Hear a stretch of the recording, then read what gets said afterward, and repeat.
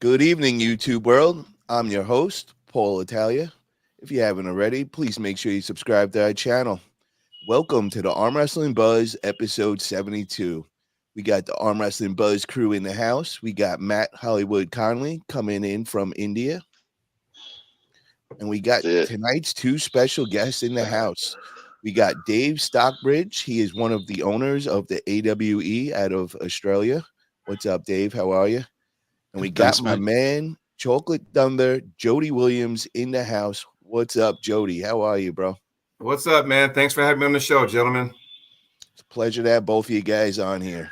So I want to first start off, man. I hear this great event that's coming up October 27th in Australia. So, Dave, I want to kind of get your insights on it and kind of just get all the details out there for all the subscribers out there.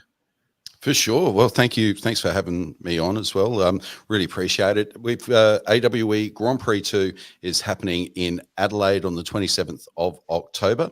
It's a double elimination 8-man event.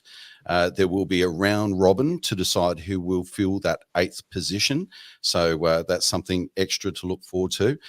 We've also got a Trans-Tasman trophy between the two strongest arm wrestlers from New Zealand and Australia. So we're going to find out who is the top female arm wrestler in the region on the 27th of October here in Adelaide as well. So we've got Ashley Hoeta making her way over and Keziah Harrington coming over, who's the current Australian champion. So, and for those that don't know Ashley is the first woman in history to bench press more than 300 kilograms. So that is one strong woman. So we're going to see what she can do on the table here in Australia on the 27th of October. And I got to get Matt, what is 300 kilograms in pounds, just for our American subscribers? 660. 660. Oh my God. Oh wow. That is just next level. Jody, what's up, brother? Hold on. As in 660 pounds? Pounds, yeah, correct. Ooh. Oh man, that's scary strong. Well, I think it's even higher than that because it's 315 kilos. So it would be higher than that as well. There's a fantastic video of her doing that bench press with Eddie Hall kind of narrating it. Yeah, that's a pin to top video on Instagram right now. So head over to Ashley Hoeta on Instagram and you'll see her sitting underneath, over 315 kilograms and pushing it up seemingly with ease. And how many years has she been arm wrestling for now? 694 pounds. Sorry, we've just. Oh my God, dude! It's almost like a car. It's next level. So we're going to see what she can do on the arm wrestling table because I believe that she took out the New Zealand championships and she won her way through to the East versus West qualifier as well. So for Southeast Asia, so she'll be working her way into that mix into the not too distant future. But we originally had Ashley up against Sarah Backman, but because of pro punja obligations from Matt and Ryan, which we're going to get into in a little while as well. We had to postpone the event, so we lost Sarah because she's a busy lady, so she had to move on to the next thing, and so we missed that opportunity. But it's still going to be great to see Ashley showcase the skills on the table against Australia's best. Yeah, so who's the lady that she's pulling? Like, how long has she been in the sport? Give us a little background about her. Yeah, that's Keziah Harrington. So Matt might want to speak a little bit more to her background. Yeah, Keziah is the #1 in Australia on the right arm. She does actually have a history of matches with Ashley, which unfortunately for her, she ended up losing. So she's looking for revenge. She wants her win back against Ashley, and she's looking for revenge at AWE Grand Prix 2 on October 27th. But she's a top roller. She's 80 kilos. She's she's fairly tall. She's almost 6 foot if she's not 6 foot, and reasonably new to the sport, still only a couple of years in, but she is definitely the best right hand female in Australia at this point in time. What's exciting is I think she's only 18 or 19 as well, so she's really young, so many years ahead of her in the sport too. And how much is 80 kilograms? Well, that's about 180 pounds, Yeah, I'm guessing, off the top of my head. I think 72 is 180. Yeah. And what's Ashley weighing at? A lot, That's a lot more than that. about 125 kilos, so it's 2.2 pounds per. We don't talk about a woman's weight on the show. Well, that's the only exception is when we're talking arm wrestling here. We gotta break it down like that, so we got an idea. But I'm really interested to see how this transfers over this power of 690 pounds bench pressing, on the arm wrestling table. Jody, how do you think that's gonna go, man? You think that she's gonna come in and just be that next phenom that nobody could touch and all? And obviously, she's got to be top level. They had her going up against Sarah Glockman. I was looking forward to that match, and unfortunately, we won't see it now. Maybe down the road. I think there is potential there. I will say this: as of right now, if she learns how to slip and get into the strap until she can figure out what her style is and where her technique is, I think it's sky's the limit. Because think about it: if you're bench pressing, motorhomes or whatnot, and you get into a strap with that young lady, you ain't going nowhere. Mm-hmm. I mean, think about it. When you arm wrestle, when you break everything down in the sport, it goes like this. To have the will to move a person from here to there, she has the will. And, when you lock up with someone like that in the strap, that's kind of scary. But the thing is, though, what you got to realize is that being new to the sport, does she know how to slip? Because if she doesn't, and someone takes advantage and just manipulates the hand and wrist, it's a different game. Matt, does she press at all? Is she a presser? Because I know, people that usually get that big bench press go right into that press, like a Jerry Catterick style. Yeah, no, I think she's still figuring out her style, but it seems to be a lot of side pressure at this point in time, and that's probably very natural for her to be just pushing straight sideways. She did end up actually winning the East versus West qualifier event on left arm, the international competition. So yeah, she's up there with international standards for sure. So how long has she been pulling? How long has she actually been on the table? Like 8 months or something insane like that. Wow. That is crazy. Yeah.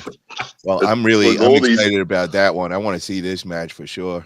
She's a female Brian Shaw, essentially. That's where we're at with her. What's the height? It seems to be that.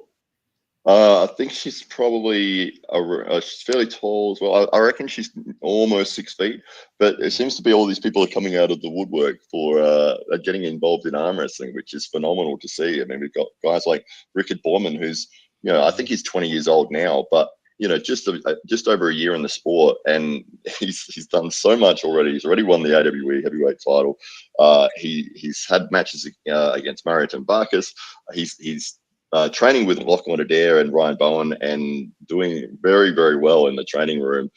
He's got his match lined up with Don Hollywood Underwood at in January at Knuckles Up, the next Knuckles Up event. So for 20 years old and just over a year to achieve that already, and then you got ladies like Ashley, 8 months into the sport. And I believe that she got into it through Mataburingi Hannah Morris from New Zealand, because obviously he's the bench press champion over there. So I think that they got involved together in the weight room somehow or another, and he convinced her to get on the table, and then she was just a phenom straight off the bat. I can't wait. And then tell us more about this 8-man round robin. Is it a round robin that we got going on? It's a double elimination tournament. So yeah, it's 8-man, and it's an invitation only tournament.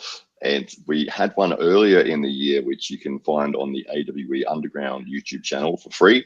This will also be out there for free once we've got it all done and dusted. It'll be on October the 27th. But yes, double elimination. So you have to lose twice to be eliminated. And it just follows a standard tournament structure. But essentially, it seems to be at this point in time that we've gathered the 7 biggest and strongest possible people that we could find in the Southern Hemisphere, and we're throwing them all against Rickard Borman. So Drew24, thank you for posting that up. That's the link to the AWE Underground channel. So definitely, guys, get over there. Go check out the first one that they threw, and we'll get to go check it out live October 27th. And when is the actual, time for North America? Do you guys know the Eastern Standard Time or anything like that?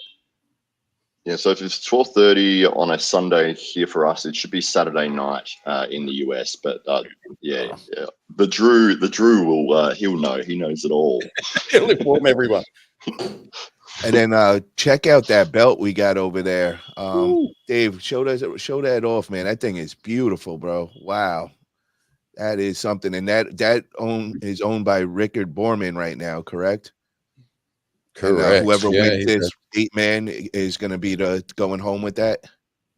Yeah, but the coolest thing about that is, like, Dave is such an amazing sponsor, and we wouldn't have the AWE if it wasn't for Dave Stockbridge. But every athlete that wins one of our belts gets to keep that belt forever. And then if somebody gets the title, if they defeat that person, then they get their own new belt. But if you've won one of our belts, you get to keep it forever.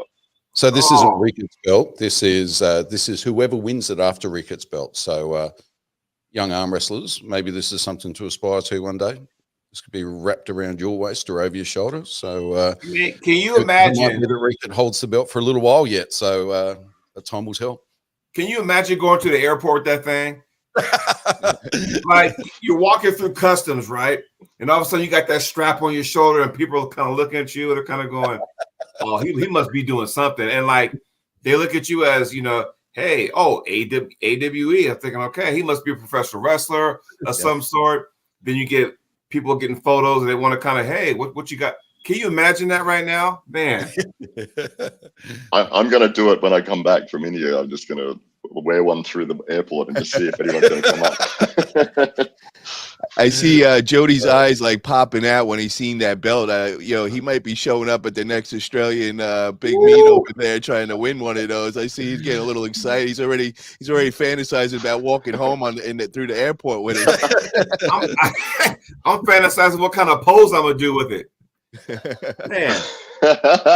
Would you go with the over the shoulder pose, or would you have it round the traditional round the waist? What are you thinking, Jody? Well, I got to work on this midsection, so right now I'll probably be over my shoulder. But nonetheless, though, I'll be getting pictures and making posters and stuff because, man, I'm telling you, like, arm wrestling has evolved as far as awards. Like, it's always been plaques, trophies, or medals, and they're still good.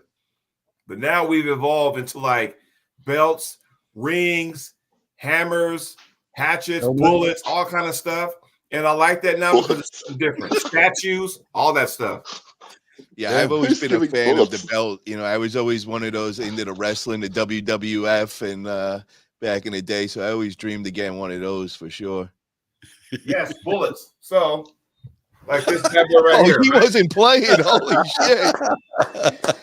So, wow. This one is from the Freedom Pool 2018 Nevada. So there's that bullet, right? And then this is from my super match I won in 2019. So very cool. That's impressive. Yeah. So yeah, that's what I mean. We got to upgrade to bullets, I think. You got to get like a cannon or something next. How do you get to the airport? It was driving distance, because you also got to realize that I would have never got on a plane with that. They would have pulled me aside and go, "Sir, come here." So I'm glad I was able to drive to that tournament. But when you get to like the Midwest in Kansas City, and they got those hatchets and stuff like that and swords, I'm like, they ain't letting you get on the airplane with that. So if I were to win one, I would say, "Hey, guy, Ryan Johnston, hey, could you do me a favor and just mail that to me? Because there's no way they're gonna let me on the plane, let alone keep it." And you worked hard for that. I had to go through the airport with Jerry that time, and I think it was the helmet and the shield we had to go, and now we're going through Turkey, and to get home you got to go through like 8 X-rays and all these different security points, and nobody speaks English, and they're all looking at him with his helmet and his shield on. It was the funniest thing going through the airport. It was a good time for sure. If it really is your helmet, put it on. Let's see if it fits. Are we talking about helmets? Oh, he's got one of those too. Oh my God, Jody ain't playing, man. Because Oh, from memory, wow, there you go, Jerry's bro. helmet didn't fit. That's pretty He's cool. a That's my master gladiator. fight. That is very cool. This was from the Aries Super Series one. So Oh, it's nice. just That like, is very cool. It's nothing like, East versus West, but still, I mean, I got a few interesting trinkets back here on these shelves over here. So That is very cool. That's very cool. Mr. Peanut, he was, he brought this up when we were talking about Ashley and all the power lifter, and he says powerlifters need to learn proper core rotation to apply their power. Think of opponent's hands like a shot put and rotate through hand into pad, not stand there and pull similar to a strict curl. Yes, that is true, 100%. And then we got Rio Salvatore says Louisiana has nice belts. Yes, they actually do at Louisiana State Championships. I remember that. I took a picture with 2 of their belts, and it kind of reminded me of the AWE ones, the really official next level. You can see they put some real money into that. And that just having things like that makes everybody want to go to the event and, try to win that and all. I will say this. What makes the Louisiana belt special is the fact that if you go down there and win your weight class, you get your name in the year you won engraved on one of the side planks. Oh, that's cool. Yeah, I don't know if everybody knew that, but yeah. It's just like that is very cool.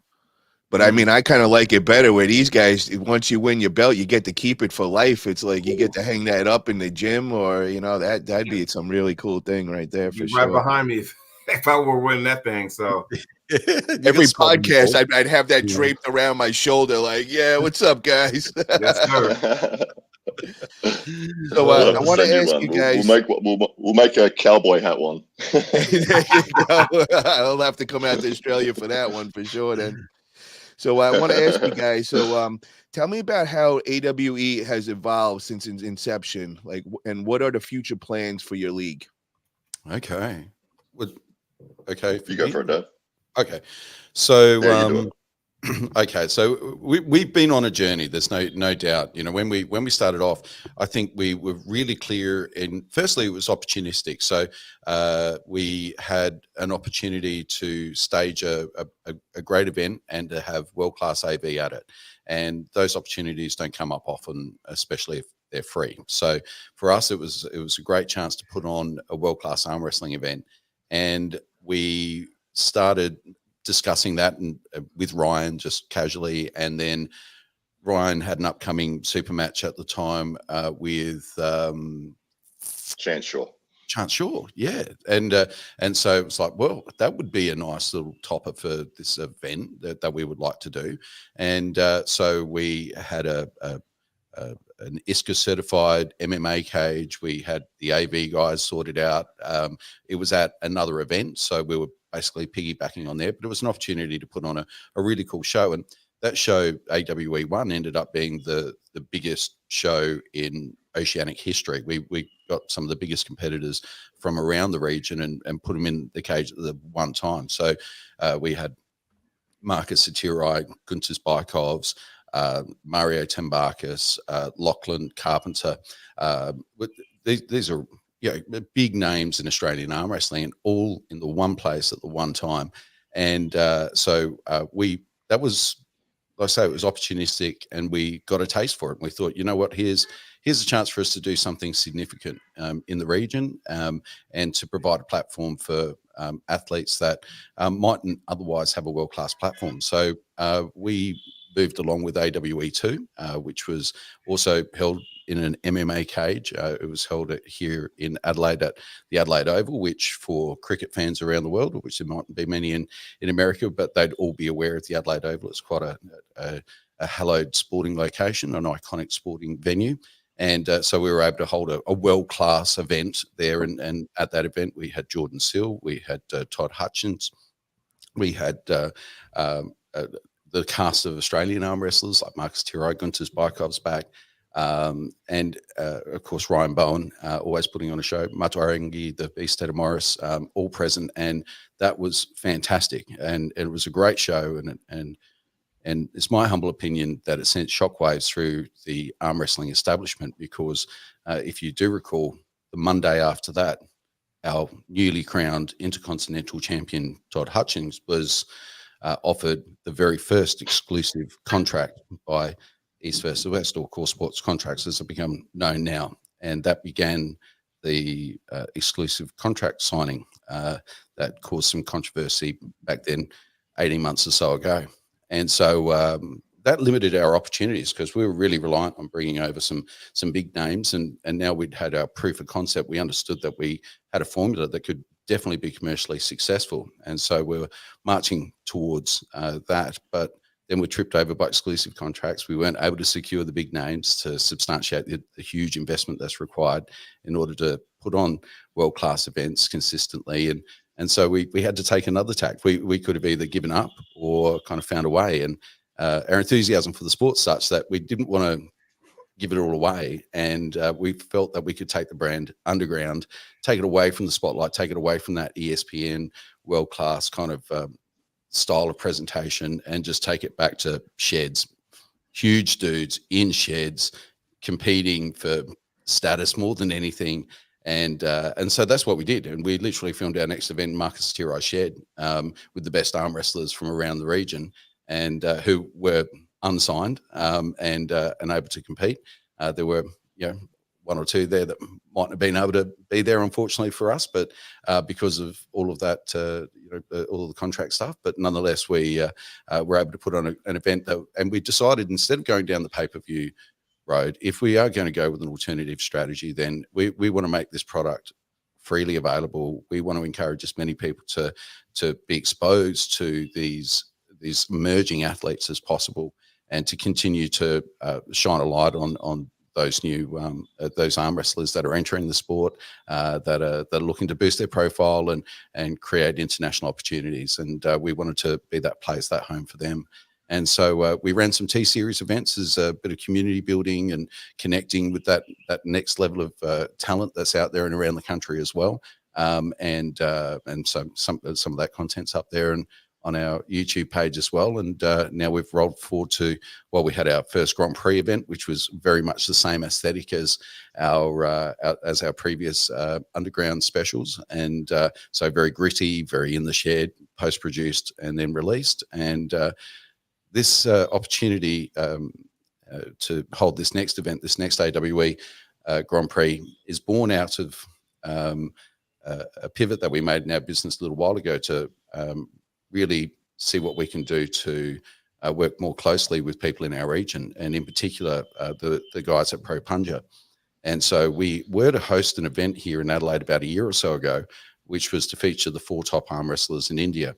But because of visa issues and timing and things, we weren't just quite able to pull it together. So we put that away, moved on with the Grand Prix event. We had already paid for the room, so we already had the venue all organised, and the AV guys and everything was all paid for. So when we felt ready, we thought, you know what, we're going to revisit that. And so you're going to see another evolution of AWE at this Grand Prix event. You're going to see a world-class standard of production. We think this will be the best-looking production in the arm wrestling world.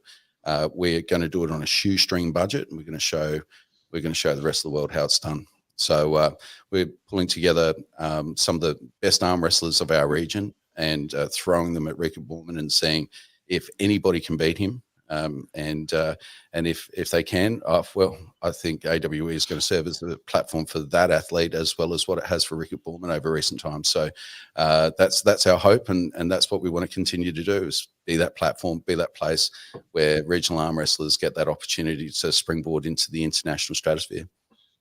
Wow. The key word in all that, opportunity. That is the key word on that. Athletes, unsigned. Because now that arm wrestling where it's at right now, and we got all these different promotions and organizations, because we have a big boom in our sport. So it would make sense to have a bunch of organizations. They cater to everybody. And what I mean by that is that not every organization is doing the exact same thing across the board. Everyone's doing a little something different.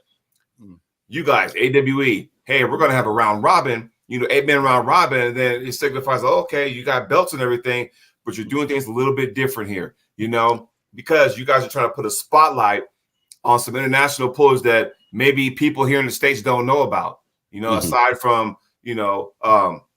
Lachlan Adair, Ryan Bowen, and Tim Buskus. But now it's just getting the word out there. And I think you guys are doing a great thing. And tip my hat to you guys. Oh, thank you.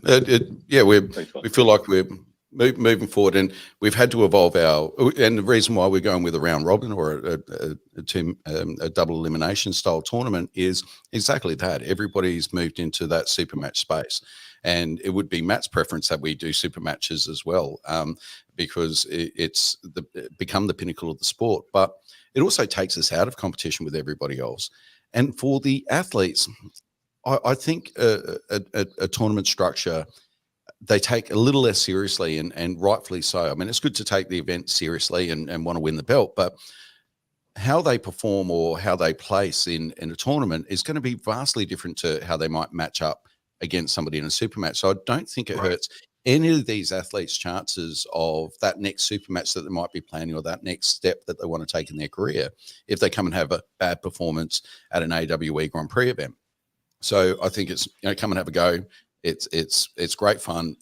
You might be showing the world something they hadn't seen about you, but ultimately, if you place last, it's not going to be detrimental to your next super match opportunity that might be waiting for you there on the international stage. Yeah, I remember when you. Oh, I'm sorry, Matt.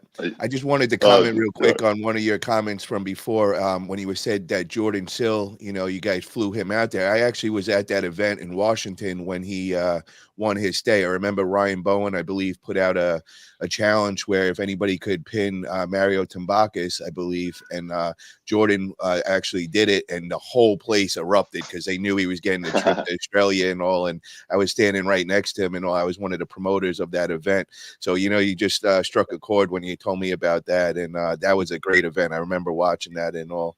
And somebody has a question and ask, is Bowen still involved with AWE?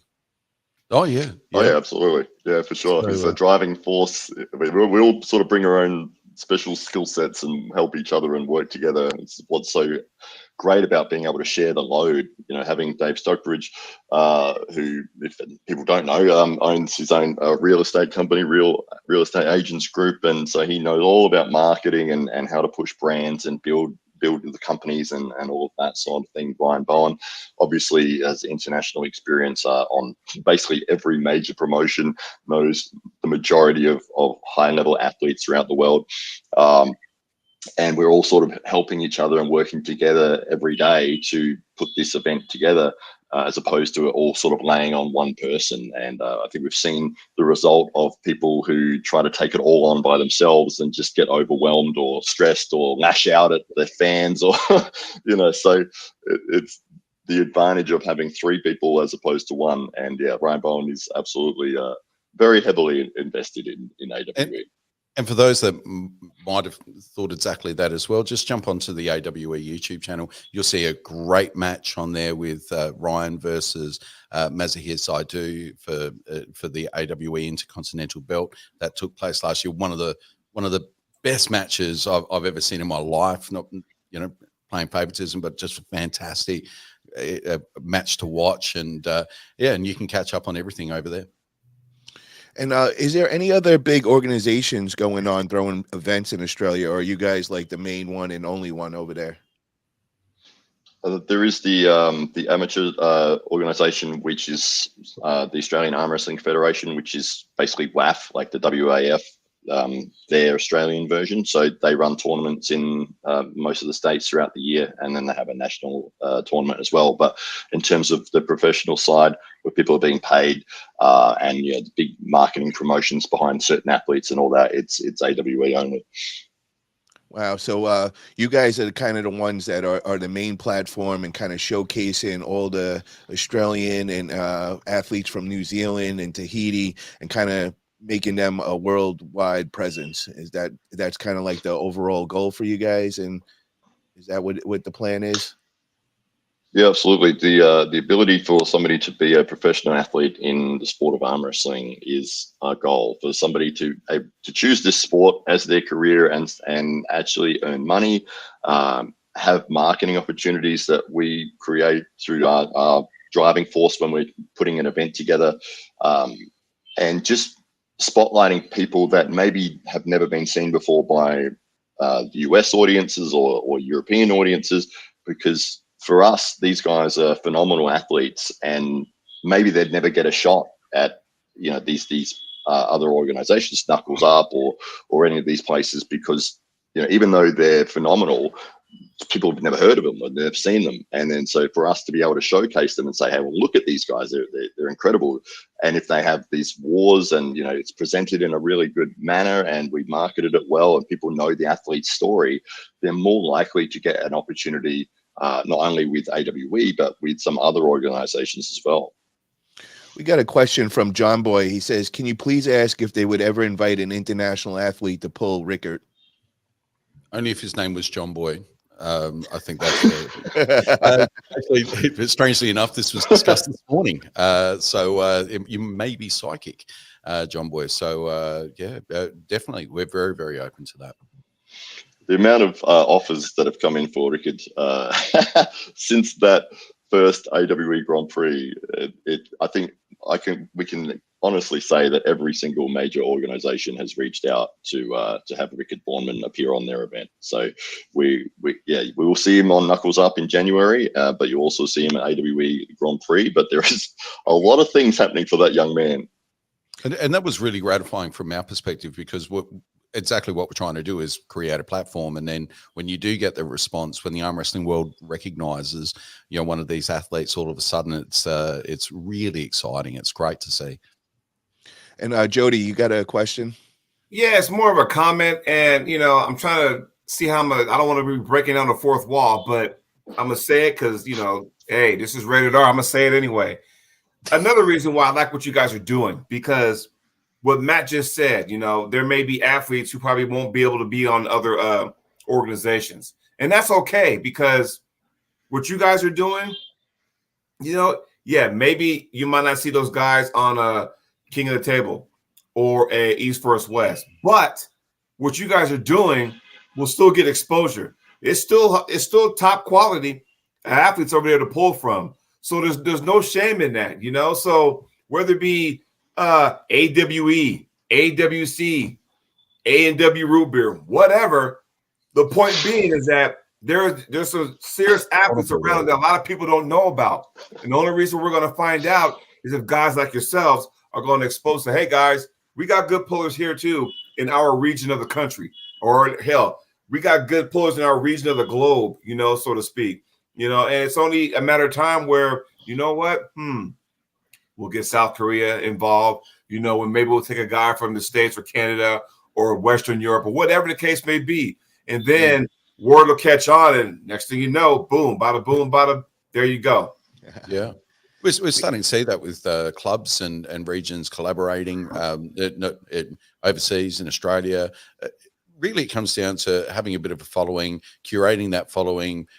For as long as you're getting attention, then there's an opportunity to commercialize that, monetize that, create opportunities even greater with the next event, and just keep stepping forward. As long as you're staying alive, and as long as you're stepping forward and doing something bigger and better with the next one, then you have a great chance to highlight athletes and to give them that platform and to move them forward. And it doesn't matter if it's AWA or anyone.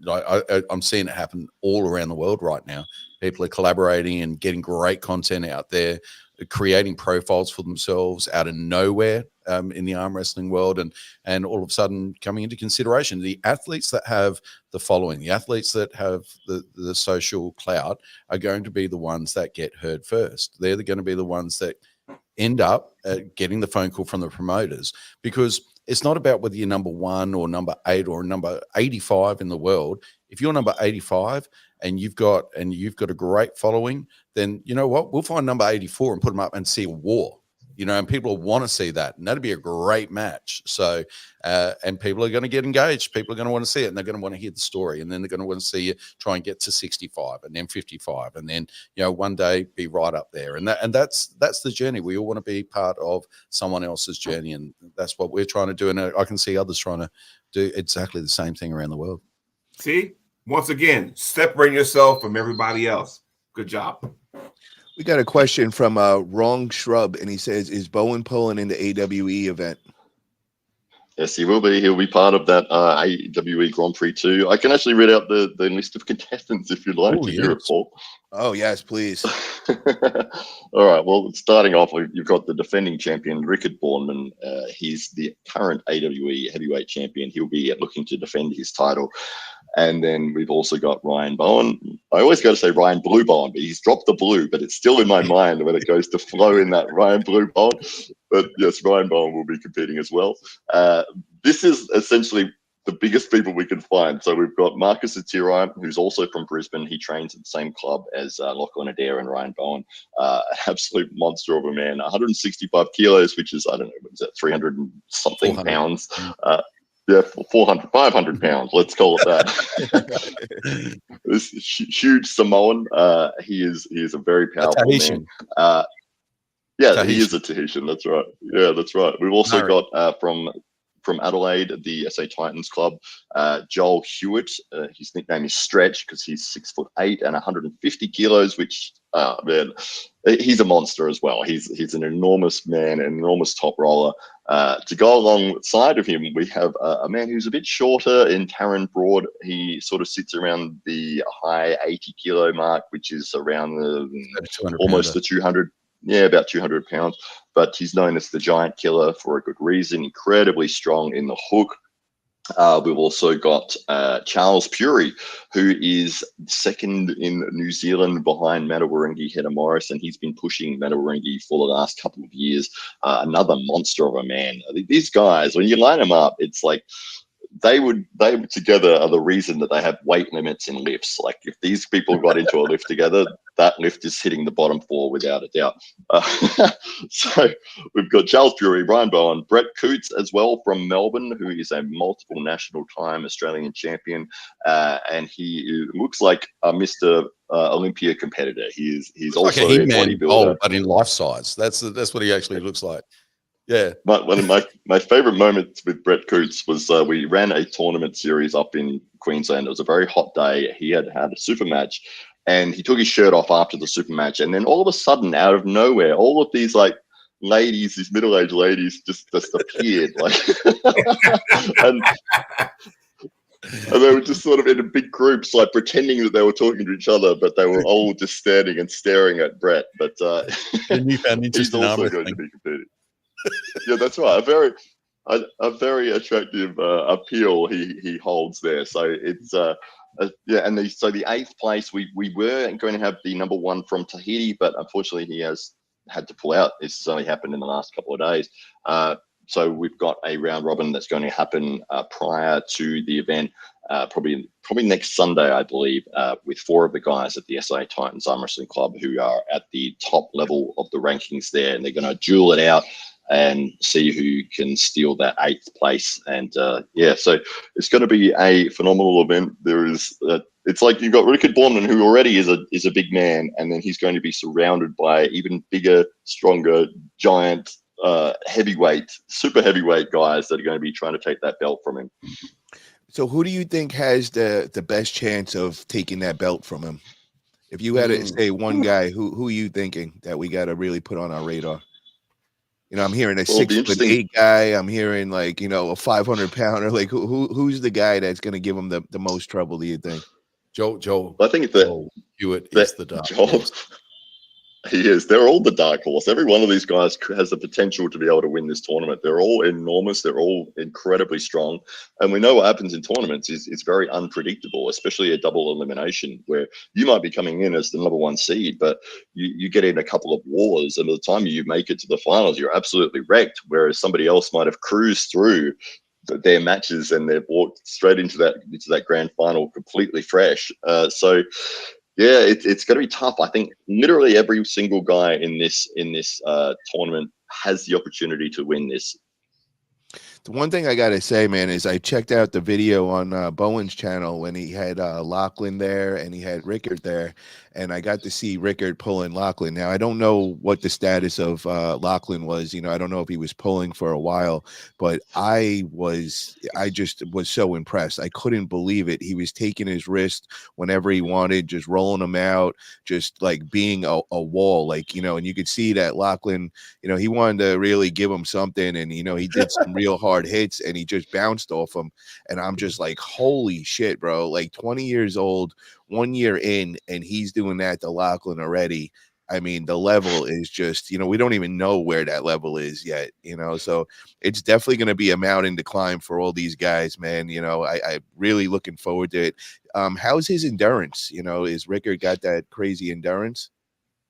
Yeah, well, that's what's interesting about this is that we're going to throw all of these enormous guys at him and see, try to test him in every which way possible. So it's like, okay, we know you're incredibly strong. Yeah. We know that your technique has improved massively and dramatically, but we'll see if you're able to push it all the way through to the grand finals and get the victory again.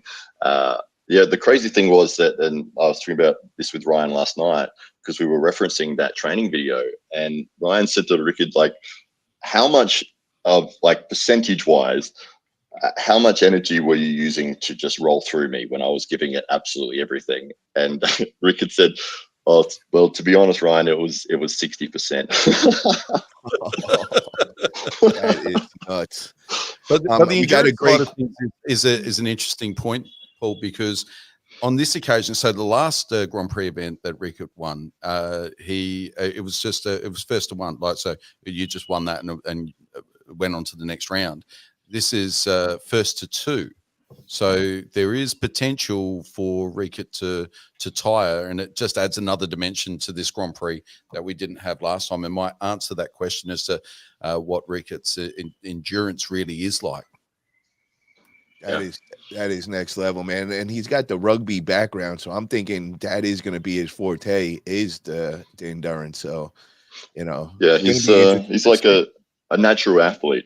He could be successful in any sport that he chooses, and that's why we're almost very lucky that he got an injury. I think it was his hamstring while he was over here in Australia to play rugby professionally. Got the injury and then sort of stumbled his way into the arm wrestling room at Ryan Bowen's club, and it was like, please stay, please don't go to any other sports, stay with arm wrestling. For the sake of the sport, we need you. We got a nice question from Magda. She's the owner of AWC, Global Elite Arm Wrestling, throws some amazing events in Canada. And she says, I know some of you guys have mixed emotions about Slap, but how do you really feel? Do you think it would gain popularity if there is a multi-event?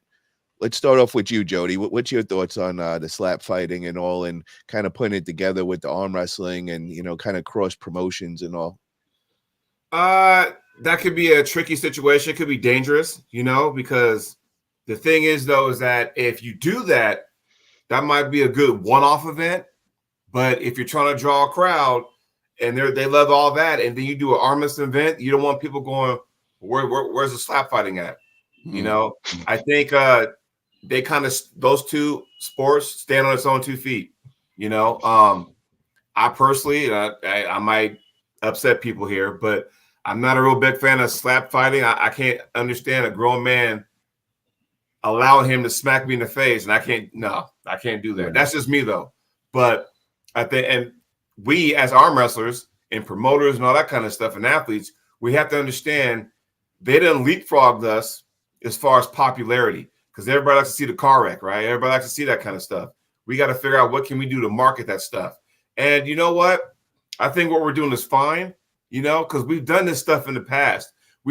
Arm wrestling's been on Fox Sports in the past. It's been on ESPN in the past, but it ain't sustainable because there's a lot of money that goes into that, Maybe you need somebody like a Dana White to come in and go, hey, I like what you guys see. Let me go ahead and put my fingerprints on that and see where we go.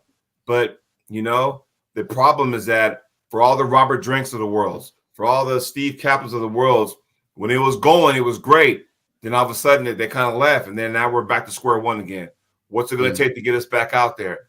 You join with slap fighting or whatever, that might be good for one event, maybe a second, but I don't think personally it's sustainable. That's just my opinion.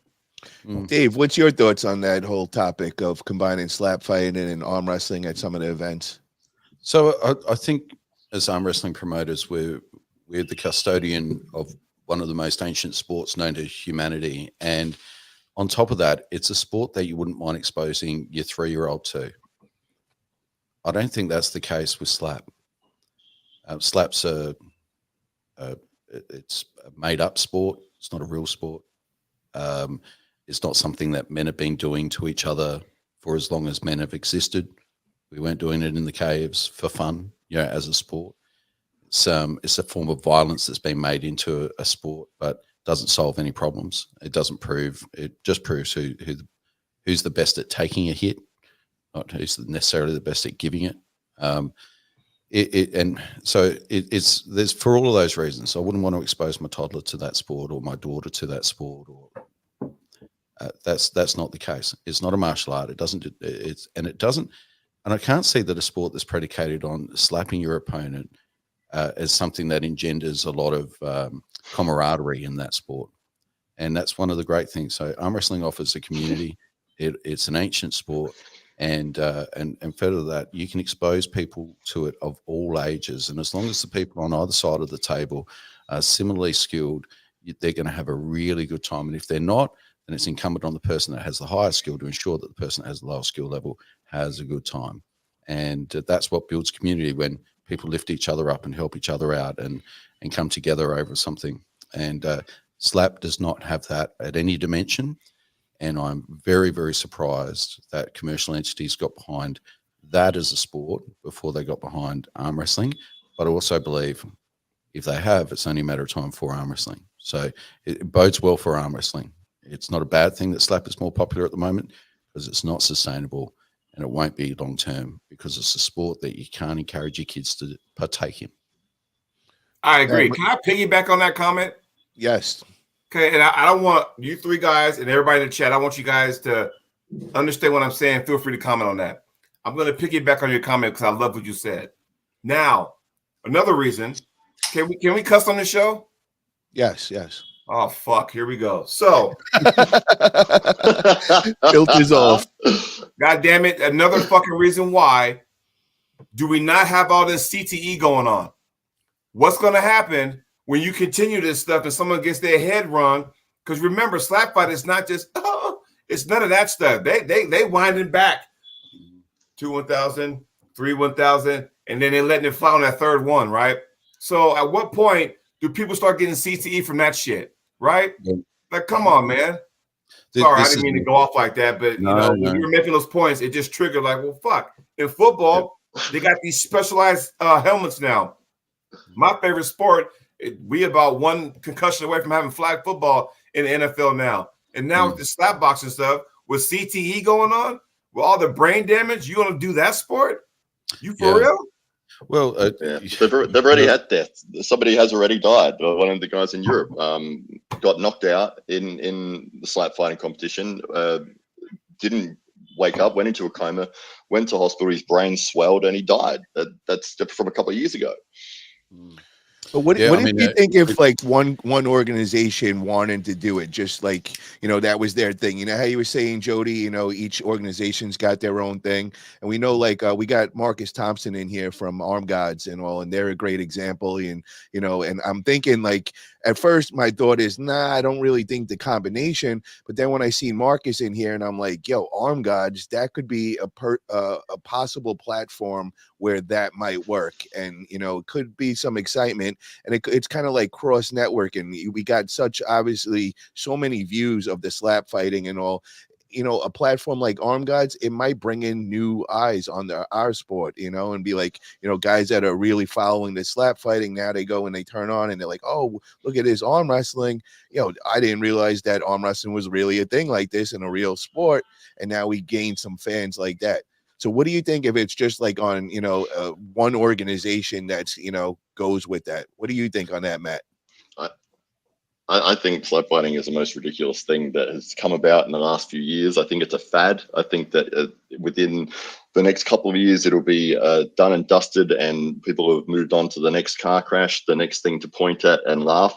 I think it's a complete embarrassment that Dana White got involved in it. I cannot believe that he did that. It's an insult to all of the times that he's talked about fighter safety in the UFC, and that they've never had a serious injury in the UFC, as in no deaths, no paralyzing or anything like that. And you've had thousands and thousands of matches, and you've got a referee that's looking out for the fighter. If you can't intelligently defend yourself, then they stop the fight. But then he goes and supports this thing where you are literally have zero defense and you are willingly allowing yourself to get hit as hard as possible in the face. And I'm flabbergasted that is a thing that he has gotten behind.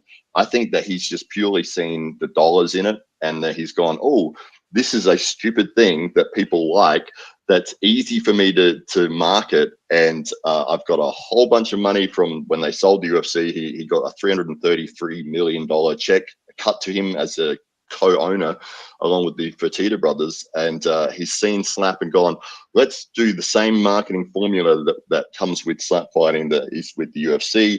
I'm going to make an absolute fortune, and then by the time it's done and dusted, I'll wrap up the league and move on to something else. But it's an embarrassment. It's a stupid thing. It's not a sport. It's a spectacle. I mean, who could name a single slap fighter? They've had all these events. Does anybody know any of the slap fighting competitors at all? Probably not, because no one cares about the athlete. They just care about seeing somebody get hurt. And I just think it's an absolute disgrace. We got a question from Ryan Espy. He goes, how would a cross promotion work? The slap fighting guys are terrible at arm wrestling, and I assume the arm wrestlers would not want to get slapped. So how do you think they would actually, go against each other? Or is it more of like, we'd have like 5 super matches for arm wrestling and then like 1 or 2 slap fights at the end or whatever? I think that's kind of, the direction they were kind of talking about, possibly doing. And I think it's more of just to get more eyes on our sport, just because obviously the slap fighting has taken off like so much, and anything with any slap fighting match, when you look at the views on YouTube and all, you're just in awe. Like they're all like million views like instantly and all that. So I'm thinking that's more of what they meant by like a cross promotion. I could be wrong though. The fans that are watching those slap fightings are not going to be fans of proper sports. They're there for the spectacle of somebody getting injured, and purely and simply. And I think that as soon as you put the arm wrestling on, they'll disappear. There it is, right there. And the thing that it does bother me is anytime that I mention that we're, arm wrestlers and I'm an arm wrestling promotion, the first thing everybody's been saying to me over the last years, oh, have you watched slap fighting? Is it like that? And it kind of, it gets me, it irks me a little, I kind of get a little pissed off. And then I think at the beginning when slap fighting first came out, I think they were doing it over arm wrestling tables. You know what I mean? So I think that's initially how it first came out. And, talking about X arms? No, not even X arms. I've seen the X arms too. That is extreme and just nuts. That's when they like, what do they strap each other on the arm wrestling table, and you're able to punch the other guy, and and then whoever gets the pinball. I didn't see that in the mainstream, but I think it was just when they first started doing the slap, that was the first table that it happened at. I don't know why or whatever, but it looked like an arm wrestling table. And then they changed it up pretty quickly after that, but it kind of made people think that it was something to do with arm wrestling and they were connected in some sort of way. And it's just like so frustrating because we've been at this, it's like 40-50 years we're going at, trying to promote arm wrestling. These guys come in within the last like 2 years, and I mean it's like the new trend everywhere. Everybody's going crazy and talking about it, and I think it's more of just the views. People went up there and started slapping each other and realizing, oh my god, 1 million people care about watching somebody else get their ass slapped off or whatever. So but I tell you what, Paul, right now slap fighting might be the flavor of the month, but I don't think down the road it's going to be sustainable. At some point it'll fizzle out, because I swear to God, I don't want this to happen. I'm gonna knock on wood, but I'm telling you, something bad's gonna. I mean, Matt already said somebody's died. I'm telling you, what's it gonna take for it to go, okay, maybe we should chill out with that. And when it finally phases out, arm wrestling will still be sitting here, But I think you really think it's going to phase out when you got Dana White, pumping out there with all the money he's got. I think what it would take was people just to be like, oh, I'm not interested in watching it anymore. And to be honest, I mean, even like watching with the ladies match, so many people tune into that and they get excited to watch it. You know what I mean? So I don't know, how long do you guys think it's going to last? Like, what do you think? Slap less of less like a sport and more like a TV show. And like you get to the end of Big Brother, and then it's over and it's done with. And there might be another season, but Yeah, all of these reality TV shows, they're the biggest thing ever, and then all of a sudden, 2 years later, they're not on telly for a couple of years, and then all of a sudden, they might reemerge on a different network, and away they go again. It might have that type of cycle. I don't see it as sustaining itself, because in itself, it doesn't have a fan base. It just has voyeuristic. It just has voyeuristic potential. People just watch it when it's in front of them. I don't know if people are making a huge effort to go and see it if it's not just right there and on their popping up on their feed. I don't know, man. I think it started started to have clubs. It doesn't have an infrastructure. It doesn't have associations.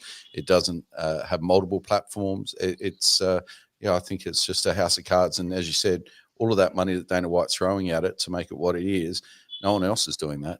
Once that's gone, I think the whole thing folds away. What I see though, man, is they're like some of the characters are starting to stand out. And I know in Magda's last event in Canada, I think she had one of them come on, and I think didn't they pull Alex Kadecha in that match? He was like one of the slap champions or whatever. I think they're starting to build like fans with it, because there's definitely some characters that definitely stick out. I think a couple of the arm wrestlers in our community are dabbling with it. I think there's one or two of them in California. I think that guy Grizzly, he's like 400 pounds or whatever. He's got the big beard. I think he's one of those slap fighters and all that. But I think it is kind of taking off, and they're starting to get a little fan club going and all. I'm interested to hear what Magda thinks about that, because I know, she had that guy that was a slap fighter going against Alex Kadecha, and she just said, but there is arm wrestling and there is entertainment arm wrestling. So I think Magda might be interested in something like that. So do you have anything planned, Magda, coming up? Or Yeah, well, Matt, what were you going to say, brother? Yeah, it's one of those things. I think that it's a good analogy that Dave said, that looking at it like a TV show, and it just reminds me of all those reality TV shows that when they first came out, they exploded in popularity. I mean, you look at Big Brother, Jersey Shore with like Snooki and The Situation and all those guys. I mean, where are they? Where are they today? I mean, how long did that period last? Bro, they just did another show, bro. They're back. They've been back 2.0. 2 years. Yeah, They're going to go away for a little while and then they come back. They ran out of money from the first show, and now they're back. And on Netflix, everybody gets that generation are still watching them and supporting them. Everyone deserves Situations like got a fat gut now, like no. But my point is like, but they did dip massively from their initial explosion of popularity, and it ran its course, and then naturally people wanted to find the next new thing. So reality TV, for network producers, for TV stations, it was cheap, it was easy, it was grab a whole bunch of crazy people, put a camera on them and go and tell them to do stuff. And that's what they did. And then they wrapped shows around that, and it was very loosely scripted. You have an argument with you and we'll film it. Okay, where you go. And you're still seeing that with like the Real Housewives and all the rest of it. It has its sort of niche area, and I think it'll still always be there. But in terms of it being on the upwards trend, I think it sort of hit its plateau and it's dipped and it's come back down to where it will stay. I think slap fighting is on its trajectory upwards at the moment, but I think that it won't take long before we start seeing a few deaths, a few major injuries, people who've been knocked out maybe 2 years ago that are dying, that all these athletes are coming forward with these serious problems, and that's going to have a massive negative effect on it. He's going to get sued because he's not taking the same precautions with those athletes as he is with the UFC athletes, because there's no regulation around it yet. And so he's going to get sued. And we've seen this in football here in Australia. I'm sure it's the same with NFL in the US, but it's going to be a massive issue. How many college footballers, end up being 35 years old and brain damaged and are now making claims against their old college or against the league? So this is going to be a massive issue down the road. But I also say that, there was that I saw Magda's comment about, but you've got arm wrestling and then you've got arm wrestling entertainment. Why don't we make arm wrestling entertaining to watch? Yesterday I sat through Knuckles Up and King of the Table as a live event. They're not very they're not nice events to watch. And especially if you're a layperson, you're not an arm wrestling fan, these are not slickly produced events. They are not easy to consume events. One of the great things about Slap is that it's readily consumable. You get the whole story in 30 to 90 seconds. Everything's there and in front of you. I mean, it takes it's 4 minutes of mucking around trying to get a grip up. You know, it's not entertaining. It's not great fun for lay people. People aren't going to get into that unless they're real arm wrestling fans. So making formats of arm wrestling that are highly watchable, readily consumable, and that appear on people's feeds who aren't interested in arm wrestling is really the key to making arm wrestling entertaining, not injecting another sport into it. I don't think is So my how do solution. we achieve that, Dave? Like, how could we make it more interesting for, you know, the non-arm wrestler so that we could grab their attention? Like, is it telling the story? You know, like you said, in 60 to 90 seconds, you kind of get the whole story in their background. Is that what is key? Or, you know, do we have to, like, you know, change our rules a little so that we're getting, you know, quicker setups and not, you know, jostling around at the center of the table for a couple minutes and all? What is the key to that? Because everybody's been trying to figure that out for like 40 years now, and we seem not they got it yet. The formula is not there. Well, the history of football is really interesting. So, so all of the forms of football that we see in the Western world, gridiron, Australian rules football, soccer, association football, that it all started off the same. So you know the term home ground advantage. You would have heard that at some stage. You get home. Well, the reason why you had a home ground advantage is because when you're the home team, you decided what rules you were playing that day. And so in some cases, that team liked to pass the ball backwards. Well, they were rugby teams. They morphed into rugby teams. Some would only kick the ball. They wouldn't allow you to lose your hands. They morphed into the soccer teams. And then as the sport 150, 180 years ago found its way over to America, it had already taken more of where the football was originally played was the Ivy League schools. And so rugby, which was very much a public school sport in the UK, became the basis of what gridiron is. So, and in Australia, we just had large open spaces and we had cricket grounds. And so our football is played on a cricket ground, and we play by different rules again that's more closely aligned with the Celtic rules of football. So 170 years ago, football was in exactly what you know of as football was very much in the same spot as where arm wrestling is today. So it can, and there's a great deal of flexibility. We can apply different rule sets. We can have different formats that run over different. You can have an 8-hour pay-per-view with 18 matches if you want, but I don't know if that's really going to garner a whole lot of attention from anybody other than the hardest core arm wrestling fans ever. Certainly, they're not going to be watching the first 14 matches probably with the same level of attention as the last few matches. So we can change the format of the sport to make it more watchable. There's a great deal of flexibility, but in some respects, we've been a little locked into whatever it was that somebody decided 40 years ago. And I think that's our challenge right now, is that the traditionalists want to see the sport very much locked into that. And there hasn't been anybody really evolve it out of there and make it commercially viable. So that's the challenge, I think, for new promotions. I think, you know, Arm Gods present the sport in the way that they do. We've got Knuckles Up doing what they do. We've got King of the Table, East West. With a lot of it's pretty much the same thing that you're watching. You know, it's super match format that takes hours to get through. So I think the winner in the arm wrestling, the league or the promotion or the production that ends up winning here is going to be the one that makes it highly watchable over a shorter period of time, that then can be chopped up into social media content that brings in an audience from aligned sports. And the aligned sports for us are combat sports, strength sports, and maybe then football, our respective football codes. I think that's where we get it from. And it's from the demographic 18 to 55, 98% male. That's the demographic. So we know who our audience is. We've just got to get better at getting to that audience. We got a super chat from Greg Brown TV for $5. He says, Cornhole League ESPN is so big now.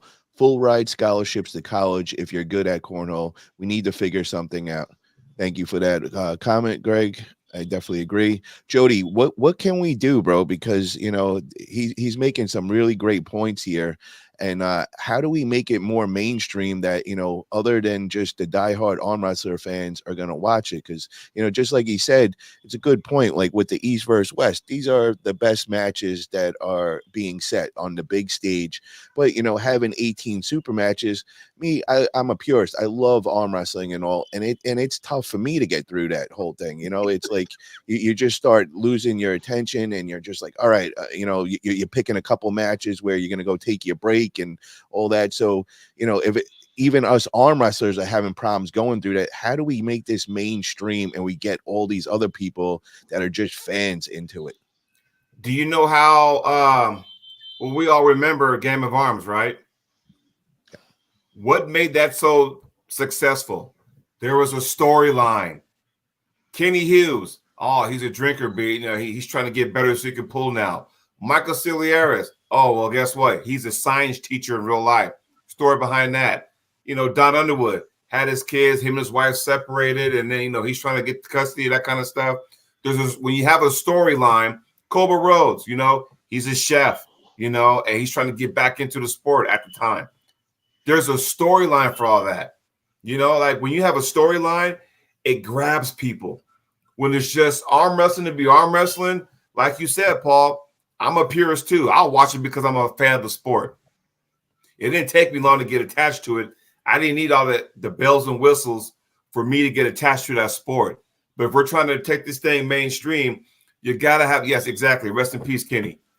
But you got to have a storyline.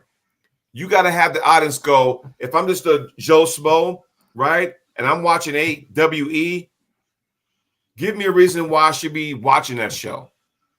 Give me a reason.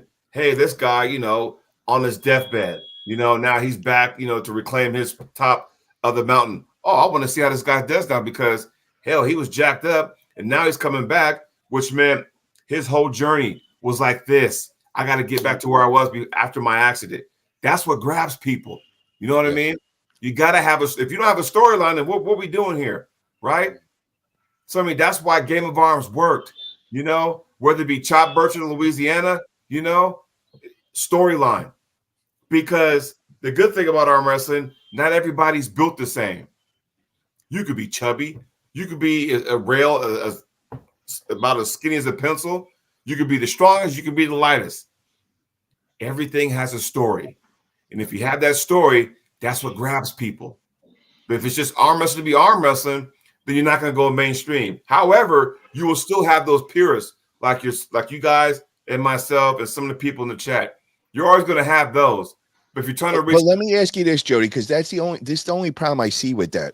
With Game of Arms, it was mostly entertainment matches, and the way it was filmed and all that. I think that's the key because they weren't going through that crazy setups and taking so long. I think the matches were kind of discussed beforehand and all. So, is it real arm wrestling then, or is it more of an entertainment that we're trying to sell? You can have a storyline and still have real arm wrestling. You can still do that. Now, they scripted their stuff. They probably had a pull or whatever. And, hey, if it was one-sided, they could be like, hey, you know what? Won't you lay on a couple matches and you can win 3, you can win 2, just make it, good for the camera. Yeah, I get all that. But the storyline, if you got a guy who was on his deathbed, he came back, that's the guy you're rooting for. I'm pulling for him. If he gets smacked 3-0, it's like, oh, man, I want him to win so bad. Who's he pulling next? You attach to that. You don't want to make it so fake because then you start blurring the lines between WWE and arm wrestling. We are not WWE. And I wish some people out there would stop trying to we need to be like them. No, we don't need to be like them. We are. What I'm saying as far as the setup, remind me because I don't remember with Game of Arms. I don't remember the actual matches like that. But was there the jostling in the setup where it was taking 3-4 minutes to actually get them to say go, or did they kind of edit it out, or they weren't playing those games? Because I really don't remember. They weren't really jostling, but if they did, they would edit it out. Okay, so that's what, because the one time I do remember was when Travis went against Tom Nelson, and they Mhm. had that whole beef, and they started fighting from that whole situation and all. And But that was entertaining, though, was it not? yeah, no, 100%. There you But go. that's kind of going the wrestling style, in that way. How that But all went And down. reality TV style. That's really. But if you watch the match, though, what happened? Travis won 3-0. It wasn't like, hey, let Tom win a couple. It was like, no, Travis was like, fuck you. I'm winning this thing. Because you got to remember, especially when you got to be careful, because when you have money up for grabs, who the fuck is acting? Fuck you. I'm trying to win that money. You see what I'm saying? Like, there's ways of doing it. And I think you can start with Game of Arms and kind of, even the Canadian version, Arm Nation, same thing. They had a storyline, right? It was, whether it be Evan Burgoyne, Vern Martell, you had a storyline. But so how do you make that as like a regular event now? Like, say like Knuckles Up. How would you go about reproducing that Game of Arms in your, everyday pay-per-view event? That's where it kind of gets tricky. Like you kind of got to adapt Well, that style. it's got to lead. You've got to have an interest. I think you'd like that. I mean, Matt's got some pretty strong feelings on this particular subject, I think, because he's been talking about this since the day I met him, actually. But it's creating personalities, and so now people are still interested in Travis. They're interested in Evan. It's like Conor McGregor. People are interested in Conor McGregor now because of the TV show. Well, because of everything else, but it all started there. And you need these. And one of the fundamental problems that we have in our sport at the moment is the lack of money. That's the big issue, because what would be really handy is if you had somebody doing all of these things, where there was an organization, and this is where sporting organizations have the benefit, where you can create multiple formats of the same sport, and you can expose it in different ways because you own the rights to the sport, and you can you give creative opportunity to short form content makers as well. And I would say the closest and the best that's doing it right now is Pro Punja, without a doubt. They're doing everything that we're talking about right now. They're doing, and they're getting 30 million people watching. 30 million TV sets. Estimated 100 million people watching an arm wrestling final. These aren't the best in the world, but it's presented beautifully, and the stories are told throughout the event. But yeah, Matt's been talking about this forever. Go ahead, Matt. What you got? Yeah, we're waiting to hear from you, Matt. Yeah, absolutely. It's a combination of two things. One is the storyline element, and the other is the consumption of the product element. And so if you've got a fantastic storyline and you're very invested in these two characters, and then you get to see them actually compete, but then the competition is dead boring, you've got no product. But when you combine the two together and you've got a fantastic product where it's highly consumable, highly watchable for anybody that has never had to know what arm wrestling is before, and you can show anyone on the street and just go, have a look at this. What do you think of this? And it's a very entertaining thing to watch. And maybe it's 1 minute long, maybe it's a minute and a half, but it's an absolute war between two guys.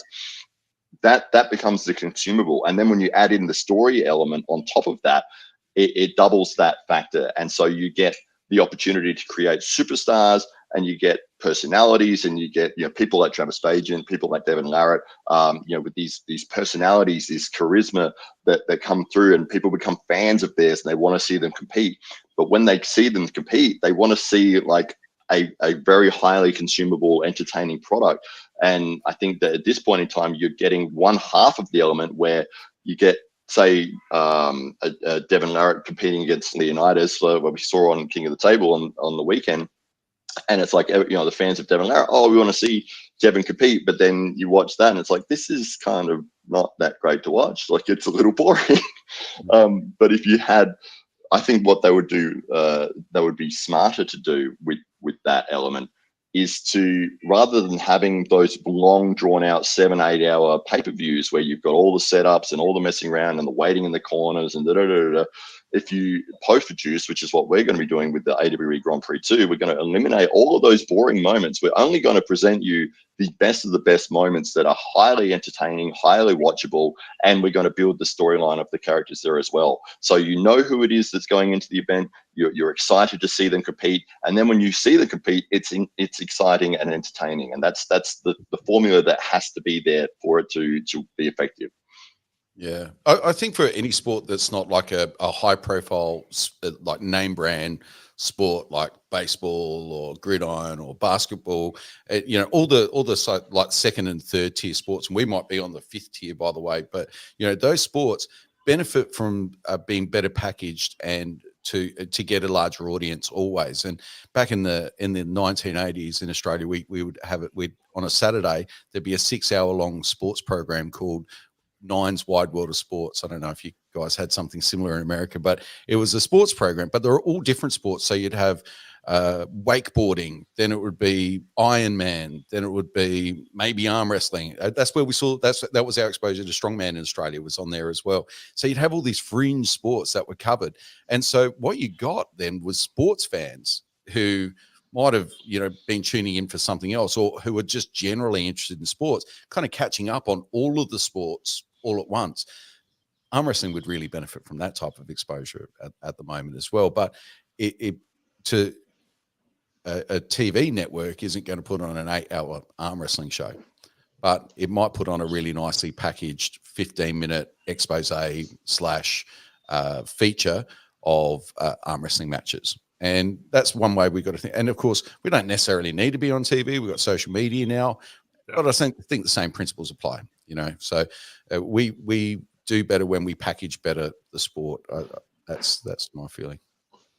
I want to bring up, because you guys talked about King of Table, and we just had that this past weekend and all. I don't want to get right into the matches and all. I just want to get your thoughts on the production and the show that they put on. I know there was a lot of talk on Reddit, and a lot of people were pretty angry at some of the production and all. So what was your guys' overall thoughts of that whole event? Let's start off with you, Dave.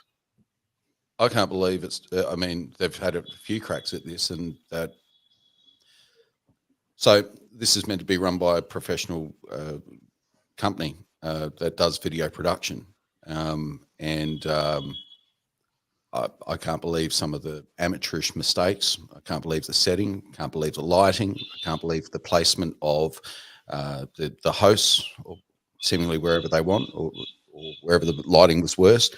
Can't believe that there was athletes waiting to be announced behind the announcer on the way out the door. Can't believe they had a cameraman with the wrong piece of equipment in his hands, hanging over the shoulders of the athlete the whole time, basically obscuring 3 other camera angle shots or 4 other camera angle shots, almost all the time. So rendering, they could have saved themselves a lot of money on cameramen that day. And it doesn't look to me that they're learning any lessons or actually making any greater investment in the skill set of the people, the technicians, the people that have got behind the cameras. They don't seem to have any people that really understand the sport very well.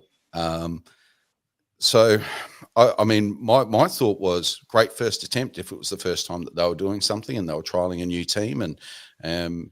But I really can't believe that this is meant to be the pinnacle of our sport, and maybe one of the reasons why the sport's experiencing limitations to its growth at the moment. I just didn't think it was a world-class production that was representative of the world-class athletes that were on display. So controversial maybe, but that's I sat here with somebody who has many years experience yesterday, and we sat and watched through large parts of that, and as a live show, it was even worse. I mean, you might be able to package some of that up and make it look okay, but as a live show, it was not very consumable. So, yeah. So they're my thoughts on it. Jody, what's your thoughts on the whole event and all? I only saw maybe a couple rounds of a couple matches because I was competing Saturday too. But my question is more in the front half, like, why are they not promoting the way they should? And I'll give you an example because everyone's different. And we'll just take East versus West, for example.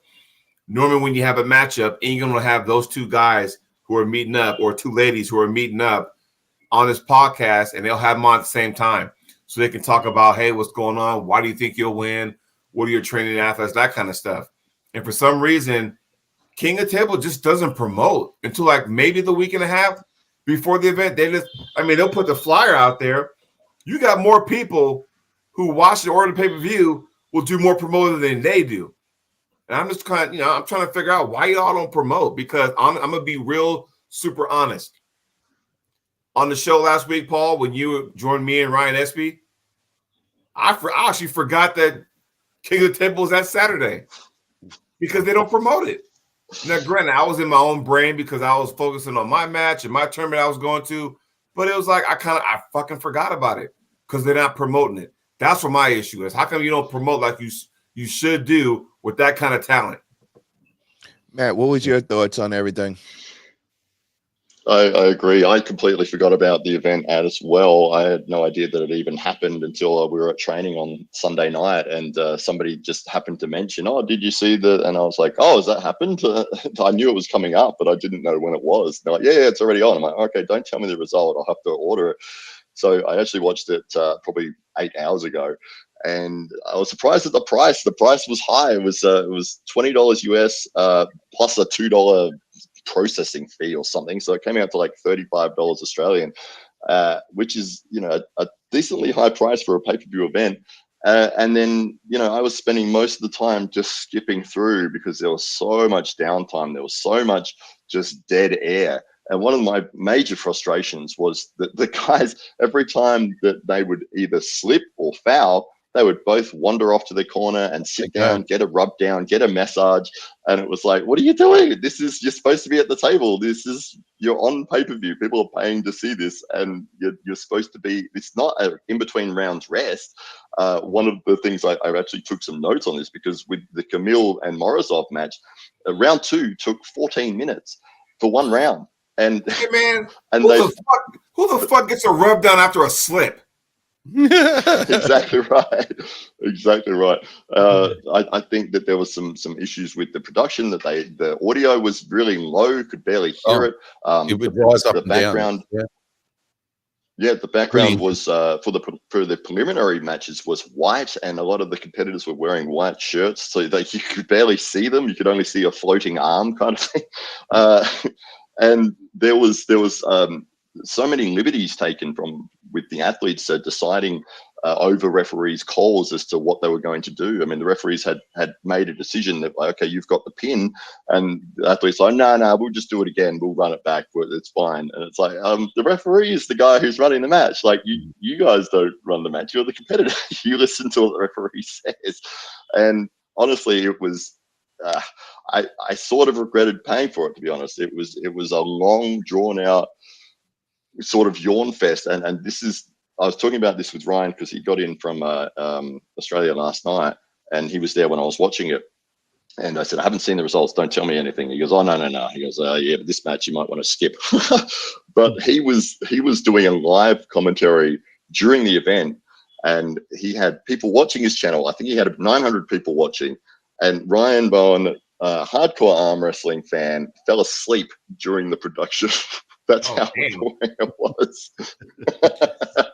The problem I had, I was watching it live, and we didn't know what was going on. The scoreboard wasn't keeping up. It wasn't telling us the real score. They were making mistakes, and then the commentary was confused. They didn't know what the actual score was, what was a foul. The referees weren't, saying it loud enough so that the commentary actually knew. So I mean, we really didn't even know the score on a lot of these matches as it was going on. And I'm like, I just didn't understand something so simple. We couldn't get right, and completely with the production, they fell with that. Yeah, what are you about to say, Jody? I've been waiting for this call today. I gotta take this, so I may have to dip off. But guys, thank you for having me on the show. Everybody in the chat, keep going strong. We'll talk to y'all soon. I gotta take this. Say hi to England for us. Okay. Yeah, so I was just very disappointed with that whole thing. I was so confused the whole time. I think, just like you said, with the Artem Morzov and Camille and all, half of the time they had the wrong score on the board, and then commentary was they actually, Coach Ray had to yell over the referees to find out what was a foul, what was a running foul. It was just really, a debacle. And, this is supposed to be one of the top stages. And just say we had a couple of non-arm wrestlers watching that. I mean, it was hard for us arm wrestlers to watch, and 14 minutes for one setup. I mean, you're going to lose everybody on that. I mean, just like you said, man, I kind of shut it down, and, I was like, I'm just going to come back and watch the replay where I could zip through it. And that's kind of like what I did, because I was just getting so annoyed not knowing what was going on, and it was taking so long. And it just came off as pretty unprofessional. And I was surprised because, King of Table usually, they do decent, they usually put out a good production and you kind of know what's going on. But this one I just felt was like really, really off. And then the other thing that a lot of people were saying was they didn't like the matches. They didn't like the picks of the matches they did before. And, there was a lot of disappointment with that. And there was not too many close matches going on. There was a couple of good ones on that, like that Artem versus Camille, when you zip through it and you didn't watch the whole, hour-long match and all, but you zip through it. It did get kind of interesting how it was going back and forth, and you thought that Camille was going to, have a shot and all that.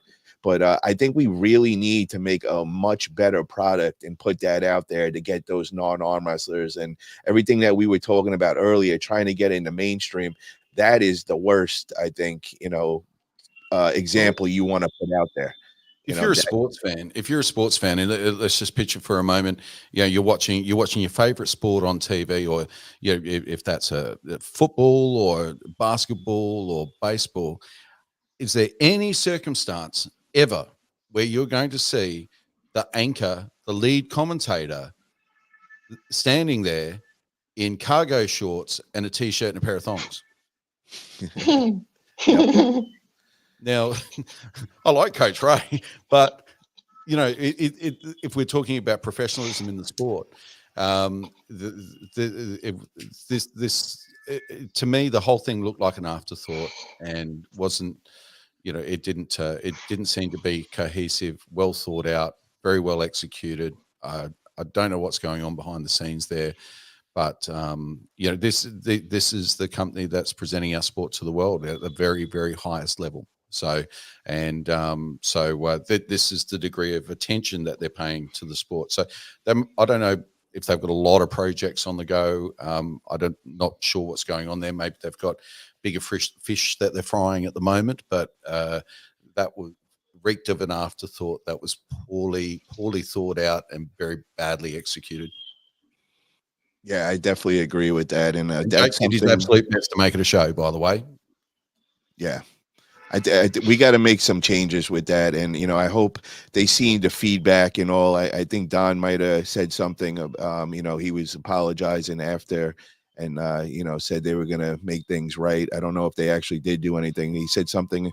I saw in one of the comments that he was going to make everything right the next day for the bad production and all. So I don't know if they give any refunds or anything like that, or if they're in talks with something like that. But I know a lot of the people were very angry paying that $19.99 and, getting what they got. And I think even halfway during the show, like I said, I stopped watching and I went back and when replayed and just zipped through it. But I heard they had during the halftime, there was a real problem and the actual production went down for a while and they had to hold off on a couple of the matches and all. And I was just seeing some crazy, crazy stuff on Reddit and, everybody seemed to be angry and all that. So I hope they make some changes and we could put out a better product out there, because we're never going to get non-arm wrestlers into this sport if we put it, and we're not going to be taken seriously. And I didn't even realize what Dave said with the with Coach Ray being in the shorts and not having that professional look.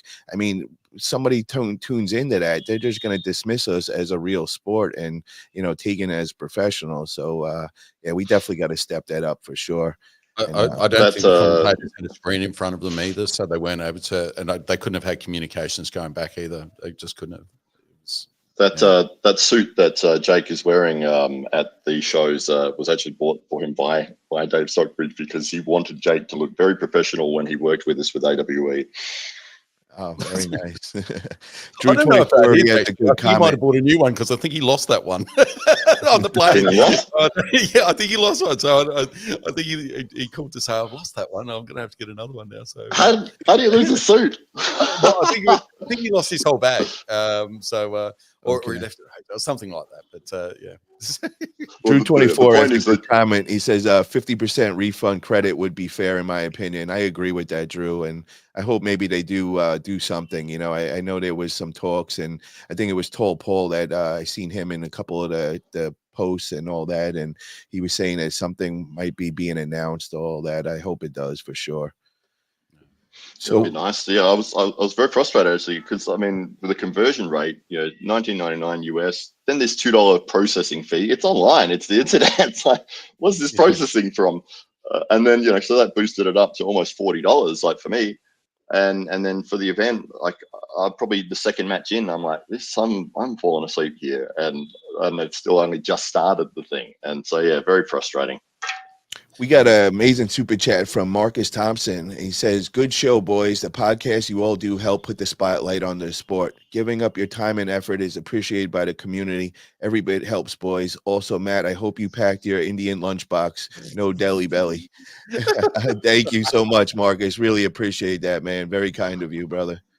And Marcus, I'm really interested to see, man, what's next. I know you got the electric shock match and all that everybody's been talking about, but I see you guys interested in that slap fighting and all. Is that something that you're looking to incorporate into Arm Gods next, or what other shock tactics do you got going on and up your sleeve?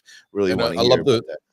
I love the weekly shows. The weekly shows that are there on Arm Gods now. So if you're a subscriber, you get to see arm wrestling every week, super matches every week on Arm Gods. Oh, I saw that post. That looks amazing. Yeah, Paul Maiden made a video about that, and that's going to be great. Yeah, I'm a member over with the Arm Guides, and I suggest everybody else definitely come a member, and you can definitely check out weekly arm wrestling. I think that's going to be great for the sport as well. So, Yep. guys, Absolutely, yeah. what do you think we need to do to really step up the production and all that? Do we need to get Core Sports, obviously, they kind of slipped on this last one with King of Table, but do we need to get more production companies involved in arm wrestling? Do we need to find arm wrestlers that are in production? Like, what is the key for that? Because it is very expensive to go outside to these companies and kind of hire them and try still keeping in budget in these arm wrestling events. So like, what is the answer as far as production and all? Ooh, well, you go, Matt. Matt's got lots of ideas. Well, I think that we're seeing a lot of people trying different things, and a lot of different organizations that are springing up that love arm wrestling, and they're like, hey, we have an idea, we have a different rule set, we have a different format, we have a different sort of table, we've got different foul rules. And I think there's a lot of experimentation as to finding the best way to present arm wrestling, and we haven't quite hit it yet. But for me, I think that the pay-per-view model is dead. I don't think that that's the way forwards. I think that the fact that you've got so much time with setups in arm wrestling that just kills its ability to grow into a mainstream consumable product. I think post-produced is definitely the way forwards, where you can eliminate all of that and you can highlight all of the interesting aspects and only present that to the viewer. So that's what we're looking to do with the AWE, especially with this Grand Prix 2 event. So we've sort of changed from looking at just pure super matches, which is what everyone's doing, and we've gone, well, why don't we just get the 8 best guys we can find in our region, put them in a tournament structure. It takes about an hour to watch. It's highly consumable. It's match after match after match. You're starting with your 8 guys. It's double elimination. So you're getting that storyline being told very quickly through that 1 hour period. And you're seeing 30 matches or something take place because of the double elimination. It's action packed. It's quick. And you've got interesting characters and great commentary, great productions. It all comes together. I think those short, sharp, and shiny is the way forwards, as opposed to let's put 17 matches on and have it go for 9 hours. I don't think that's the way it's going to work. What is the sweet spot as far as time limit? Where do we want to keep it in the time? Is it like Well, 2-hour production, 4-hour? Like where should we be in the sweet spot? look at all the major sports. I think 2 hours is a real sweet spot.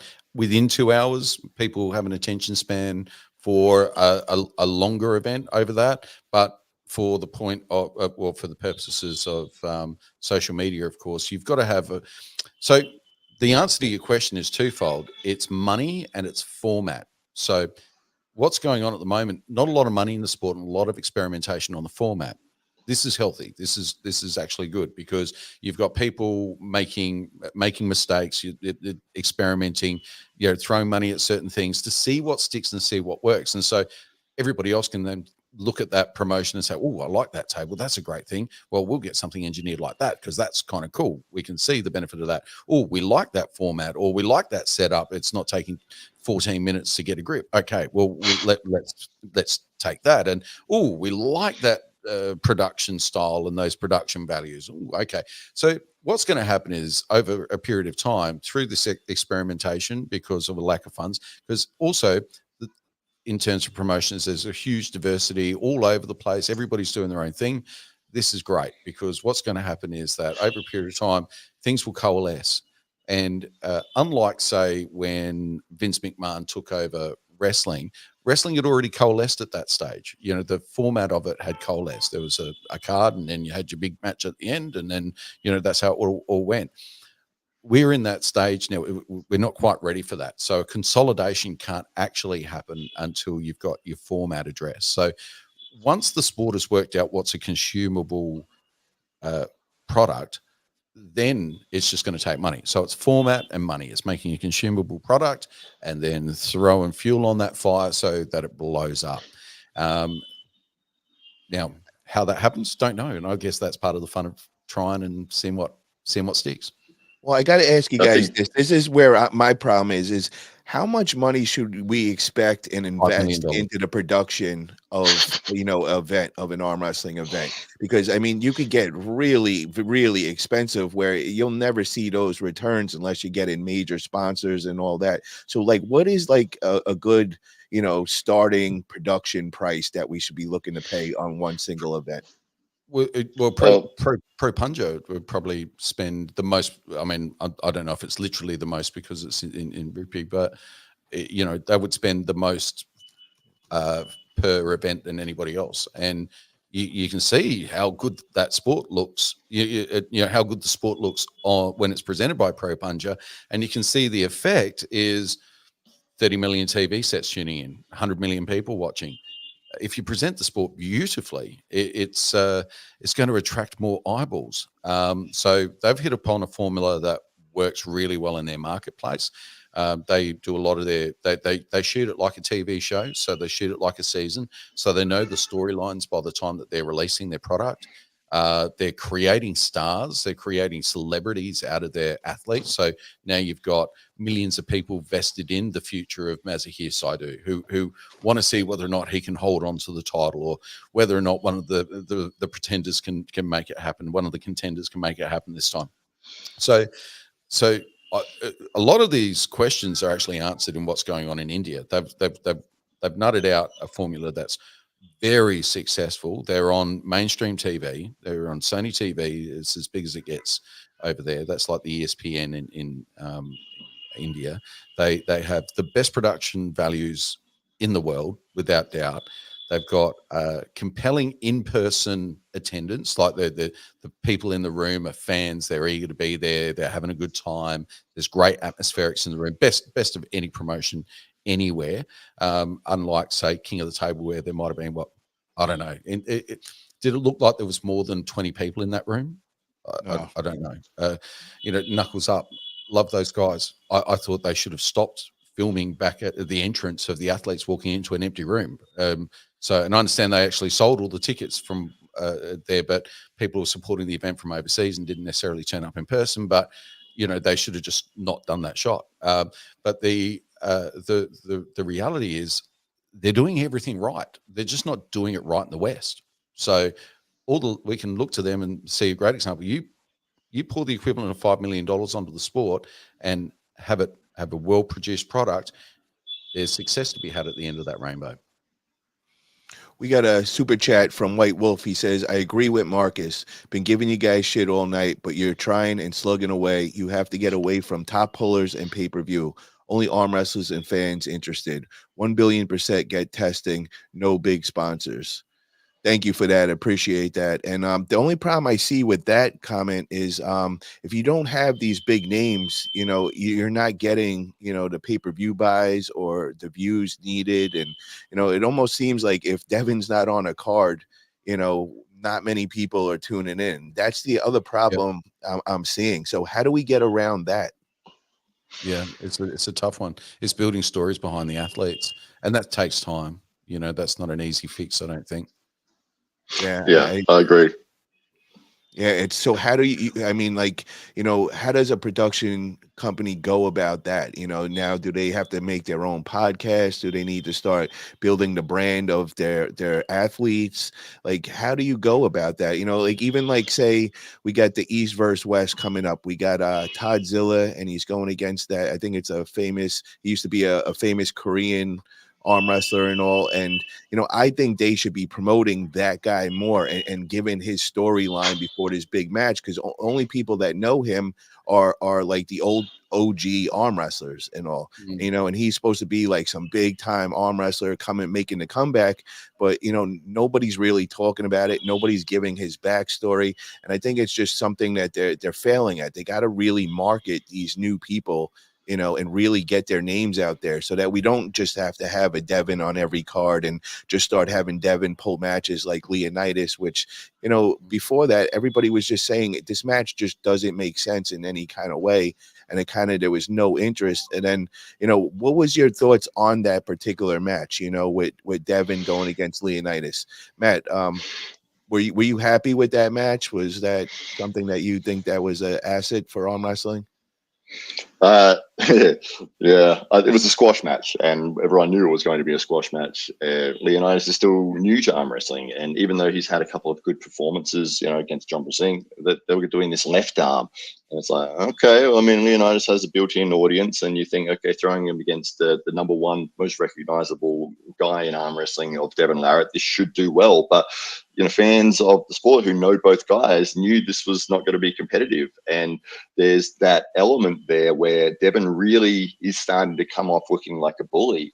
And especially the way that he acted throughout the match, just talking trash to Leonidas in German.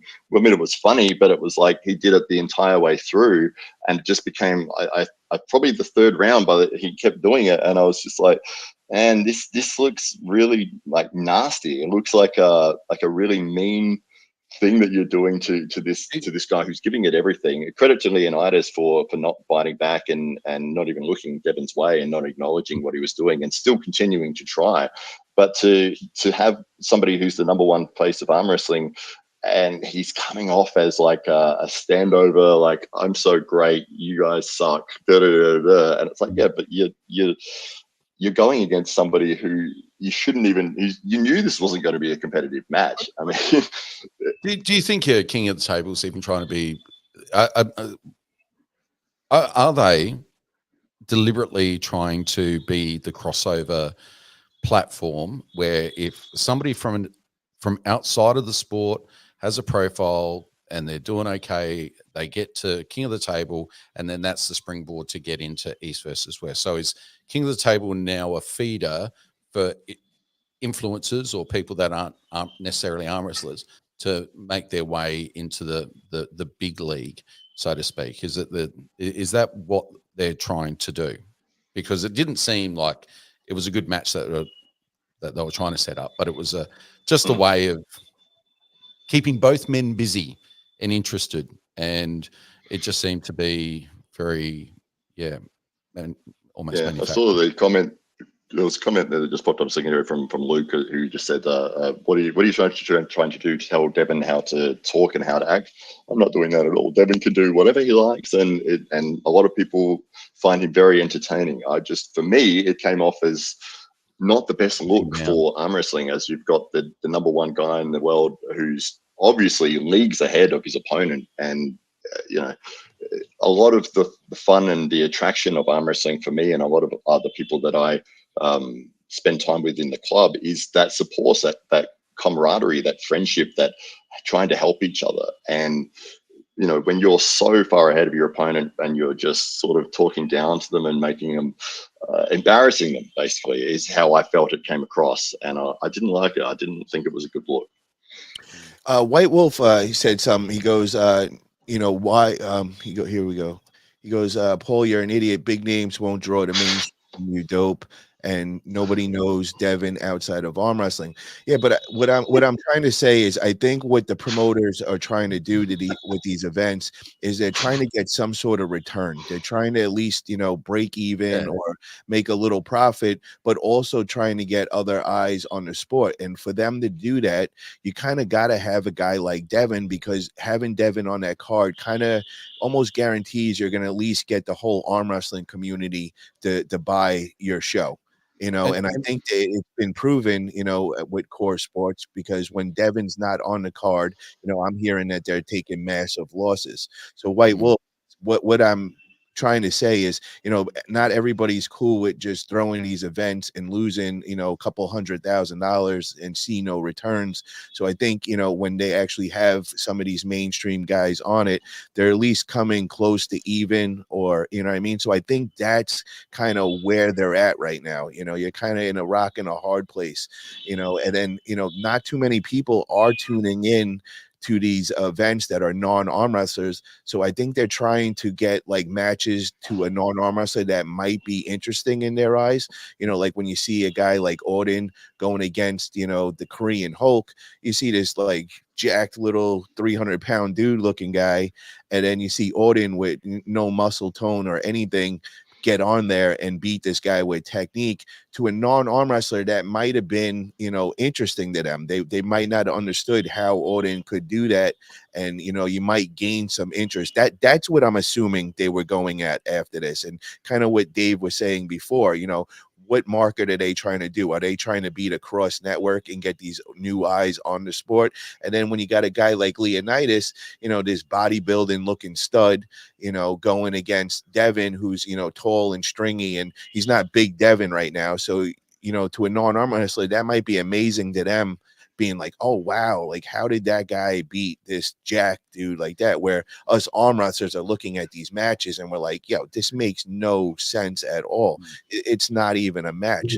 So, I think you guys have kind of hit it with that, where Core Sports might be trying to be that cross network. Now, did they do a good job at it?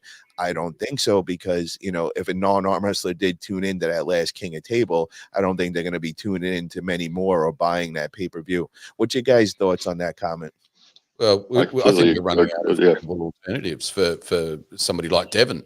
Like, I mean, arm wrestling fans know there aren't too many credible alternatives. So if you're seeking to attract a non-arm wrestling audience, that's maybe, that there is some attraction there, because you do look at that, you see a massive dude, and then you see a stringy guy, old stringy guy, and how's this going to pan out? And there is a little story there, but it's arm wrestling's in a tough spot there.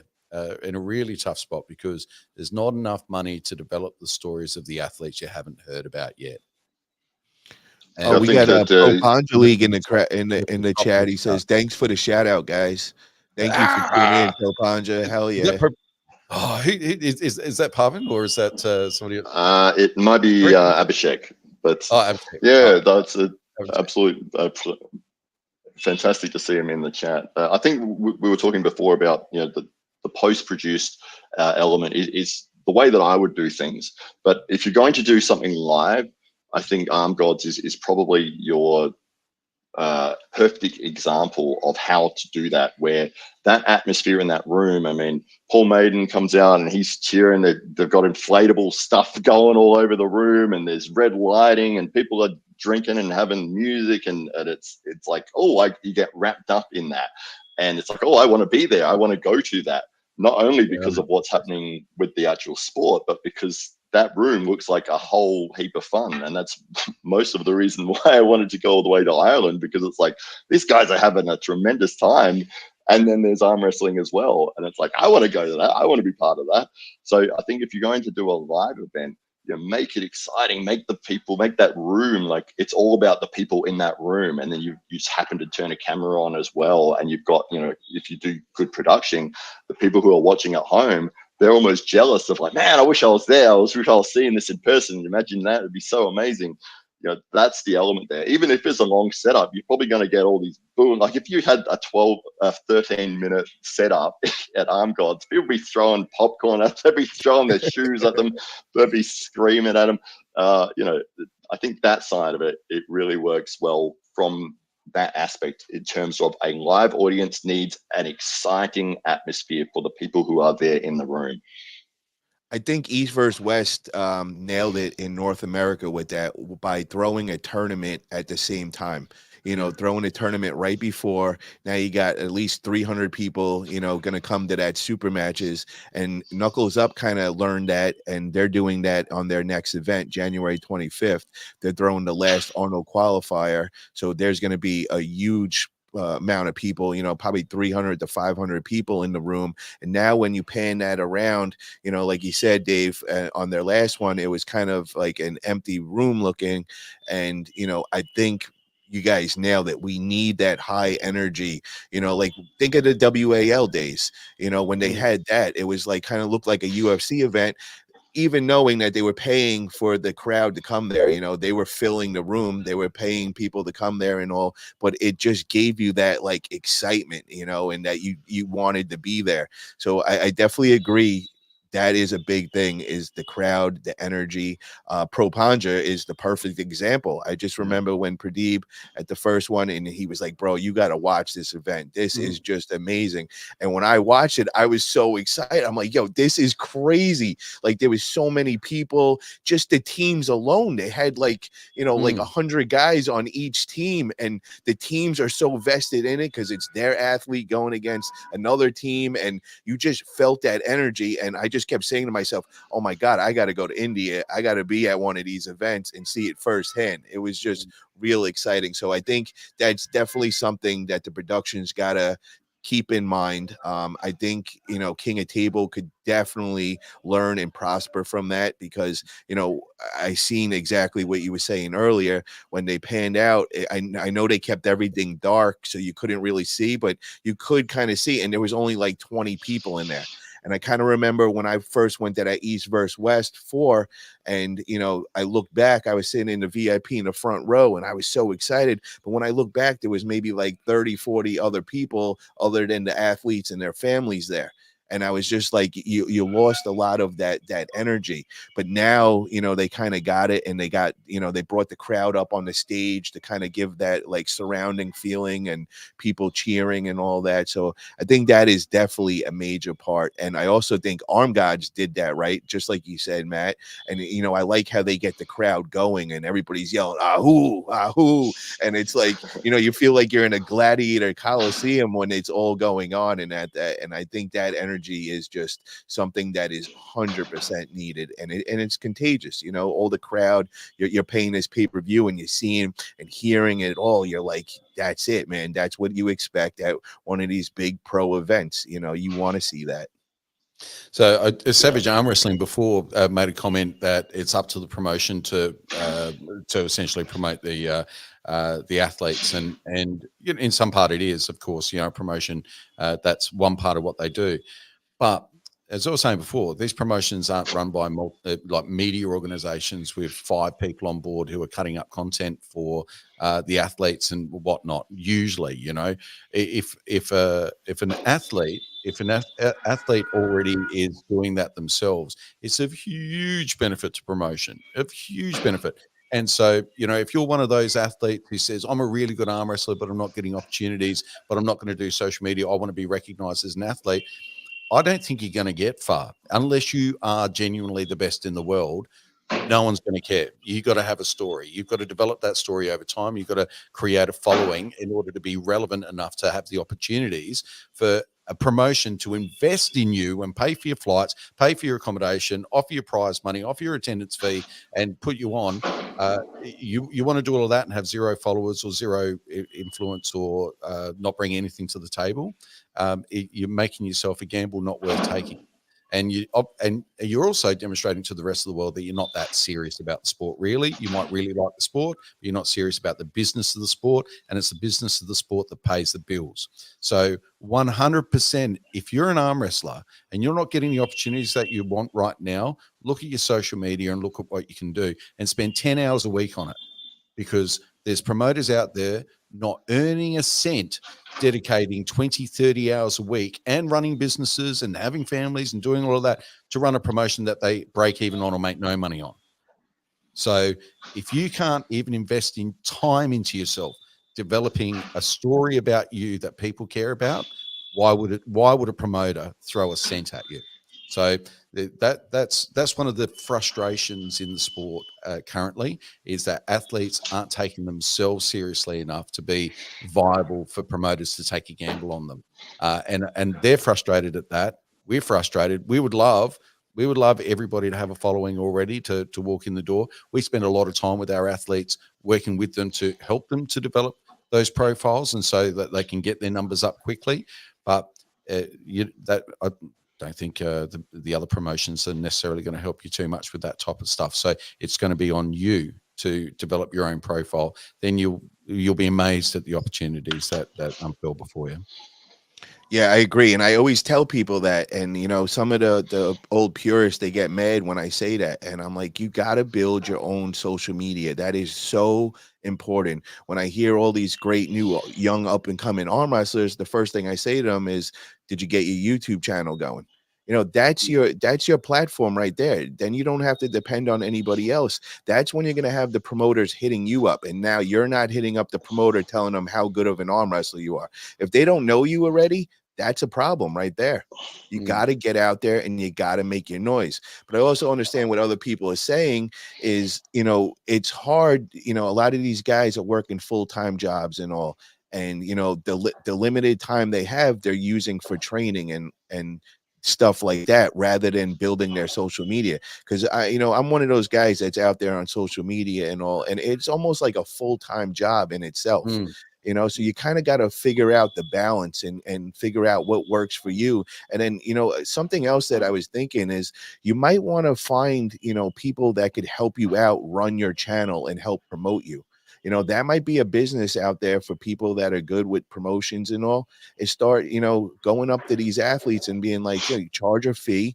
And now you start making their videos for them, start editing out their YouTube and, just getting them out there, and a good example is, when I first came into the sport, I was hanging out with Travis and all them. And I'm like, yo, so who's some of these big arm wrestlers out there that aren't out there? Like, they're not good at with their social media and all. And he was like, Jerry Cataract, bro. He's one of those guys that, he's a great arm wrestler. We got to get him back in the sport. He hasn't really been competing. So right away, I started looking at the videos of old Jerry and all, because I didn't know him when I first came into the sport. And I was like, oh shit, this is like somebody that needs help. And I hit him up right away. And I was like, yo, bro, what's up, man? I'm pretty good with promotions and, maybe I could build you a channel and we could start getting you out there. And, we started doing that. And I kind of brought him out of retirement with that. And I started getting him out there. And then next thing you know, Angen's hitting him up and, getting him on the card. And now he's starting to, blow up, and now he's going against the top guys in the world. And that's just, an example of somebody right there that, benefit from stuff like that. And then I see guys like, this kid, Landon Anderson, he's a stud in his area. I think he's over in like Tennessee area, and, he's a teenager, and, they came to me and they came on the show and they were telling me how they want to see him going against Auden. So the first thing I said to them, I was like, yo, you got to get more out there. It doesn't make sense for Auden to take that match because it's kind of a lose-lose. If he goes in there and he loses to you, there goes the hype train. If he goes and wins, he's not going to get any notification or like anything good from it because nobody knew who Landon was, so I started trying to, I put out that challenge and I put some money on Landon and said, all right, Auden, we'll back him here. And now after that, people are starting to talk about him a lot. you know, and I keep pushing that match. I want to see these top teams going at it to see who's the top team of North America and all. But now people are interested and they want to see Landon in action now. So it's just like little things like that that could help you get out there. And you know, maybe some of you guys that are pretty good with YouTube or social media platforms, maybe you could start a business like that and start, you know, hire, you know, you could be the person to build up these people and all.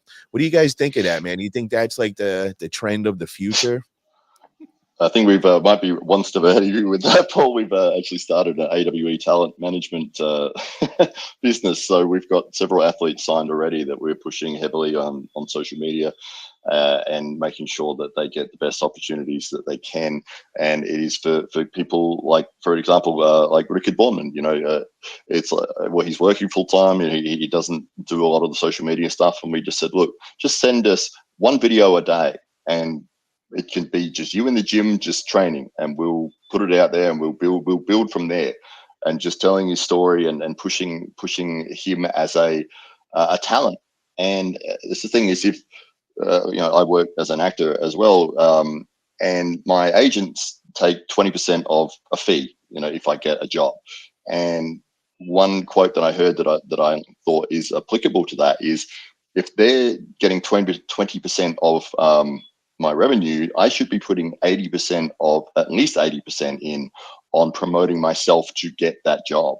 So your agent is going to do a certain percentage, you know, maybe it's 20% of what you needed to actually get the job from the professional side of things, but 80% of that needed to come from you to do the performance, to have an audience, to have people recognizing who you are, to have the talent and skill. So if you're not willing to put in that amount of effort, like, why is, if you're looking for the promoter to be putting in 80%, you're going to do 20%. It doesn't work that way. Like, promoters don't have enough time to commit to, if you've got a card with, say, 20 athletes, how are you going to put 80% of your time with 20 different people trying to promote all of them? It's like, you're going to hire people that are already doing that for themselves, already have their own built-in audience. Yeah, I mean, and that's the frustration in arm wrestling at the moment, is that it's not a full-time job for too many people, and a lot of these things require full-time attention. So, like everybody that's in the sport, that at the moment we're trying to work out how, if we could just dedicate 50 or 60 hours a week to our arm wrestling business, how does that arm wrestling business look in 2 years, 5 years, 10 years time? And so, getting to a pathway where arm wrestling is a full-time business for people like us here, where we can take our considerable energies, resources, and expertise and I guess acumen, and apply it to arm wrestling. Now, if we could do that, instead of maybe spending, you know, a couple of hours on a podcast here and a few hours giving it thought there and a bit of time in a chat here and blah blah blah, if it went from, you know, 15 to 20 and became the 60 hours a week that we might dedicate to the other things that we do, all of a sudden, you know, the landscape in arm wrestling is transformed. So finding these alternative ways to continue. So the problem for the arm wrestling athlete is that they can't be a full-time arm wrestler. They've got to they've got to work, and then they've got a family, and then they've got to train, and on top of that, there's social media commitments. So none of it, well, the arm wrestling, or the thing that they like the least, gets done. It doesn't get done at all, or doesn't get done very well. And from, you know, our perspective, you know, it's the same. So you can't throw all of your energies into, well, we can't throw all of our energies into AWE because, well, we've got to put food on the table for our families as well, and AWE doesn't do that at the moment. But I would love to be in that position where that's exactly what we can do. And I think if there's, at the moment, there might be, I don't know, is there 3 people, 4 people, 5 people in the world that have got a full-time job out of arm wrestling? I don't know. There might, let's say there's a dozen. How arm wrestling looks when there's 3,000 that are dedicating their livelihood to it, it's a lot different. And that could happen in a year's time, 2 years' time. It can happen really, really quickly. So the quicker we can make arm wrestling a profession, and the quicker that we can make it people's full-time jobs, the faster the sport grows. We got a super chat from White Wolf for $2. He says, "Sorry, did I forget to say fuck waff?" Thank you for that, brother. So yeah, I really like what you're saying, Matt, with the whole promoting the athletes and all. And it's got my head. I'm sitting here thinking, I'm like, that might be something I might want to get into in North America. I already got the promotion company and all, and that might be another approach for doing it a me. little bit.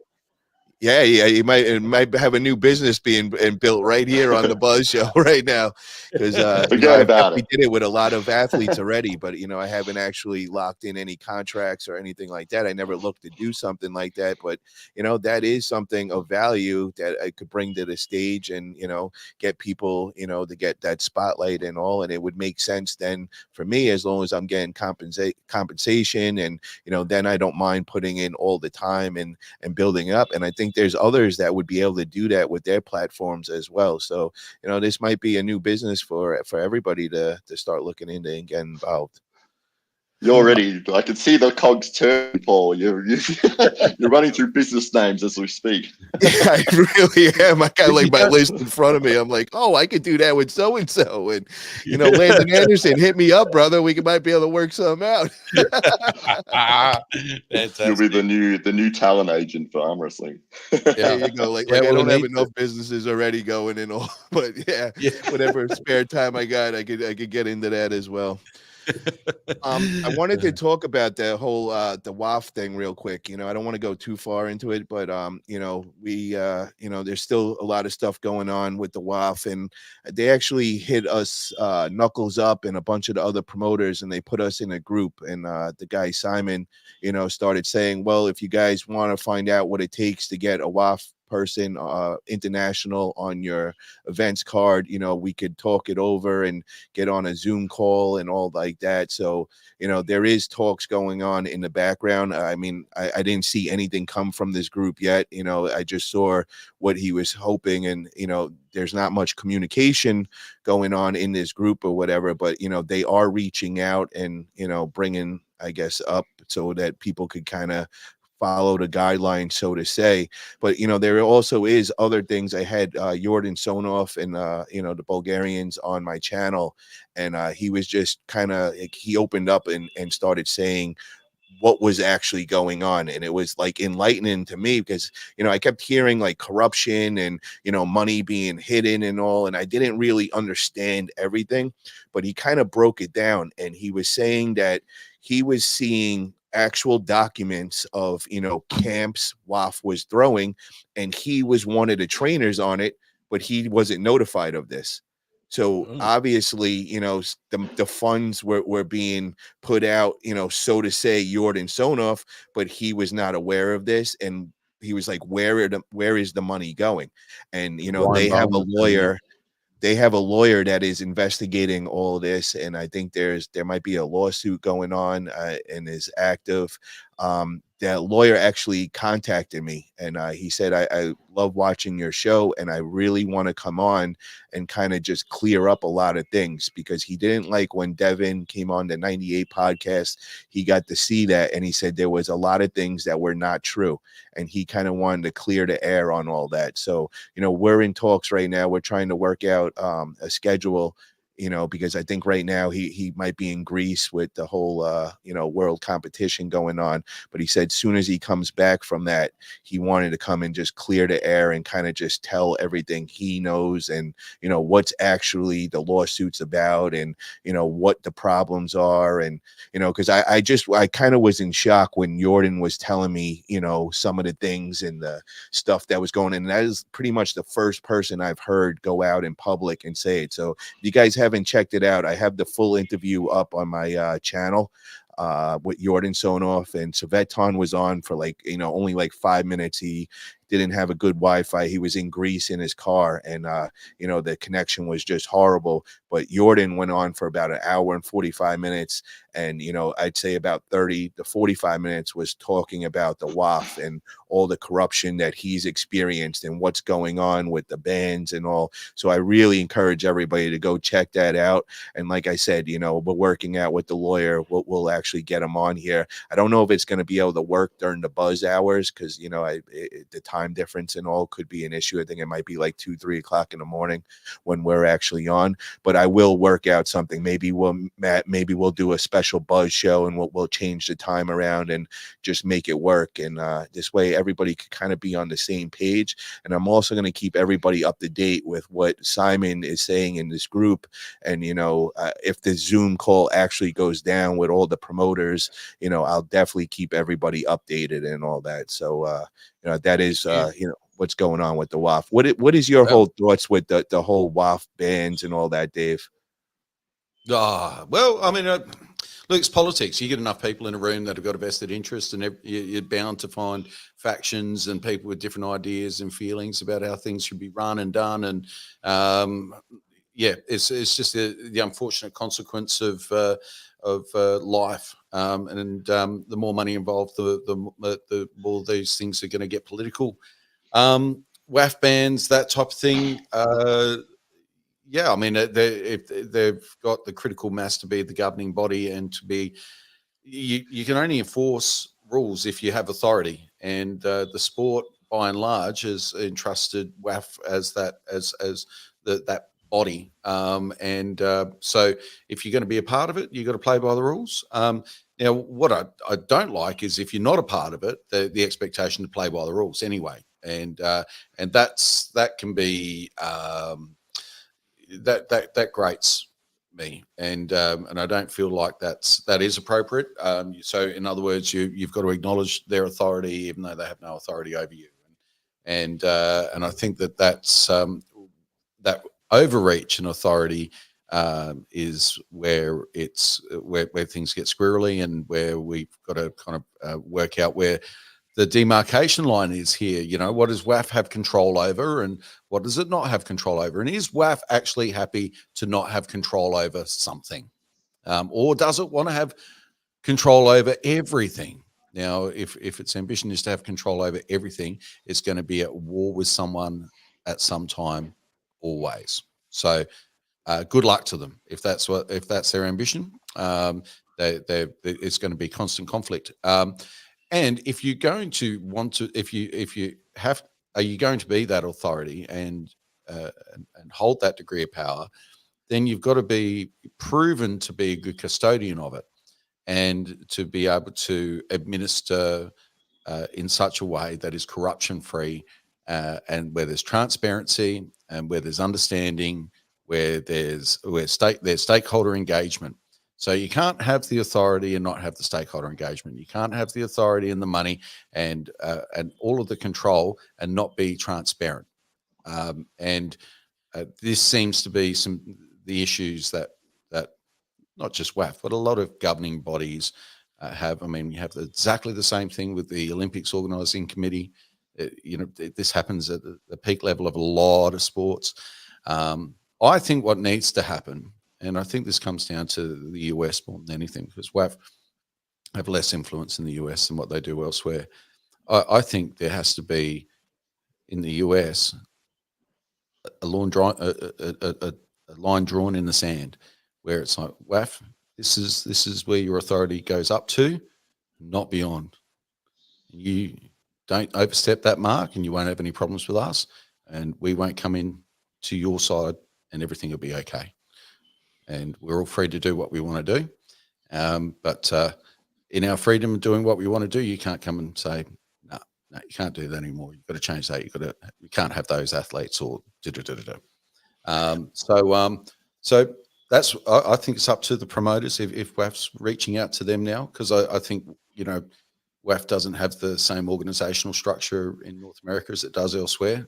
I think it's North America is where the money's at. It's the big economy. It's where the sport's got the greatest commercial potential, and and at the moment, the promoters have some input and say, and should really do everything they can to be very clear on, if you're not going to be transparent and you're not going to be open and you're not going to, and then the door's closed here.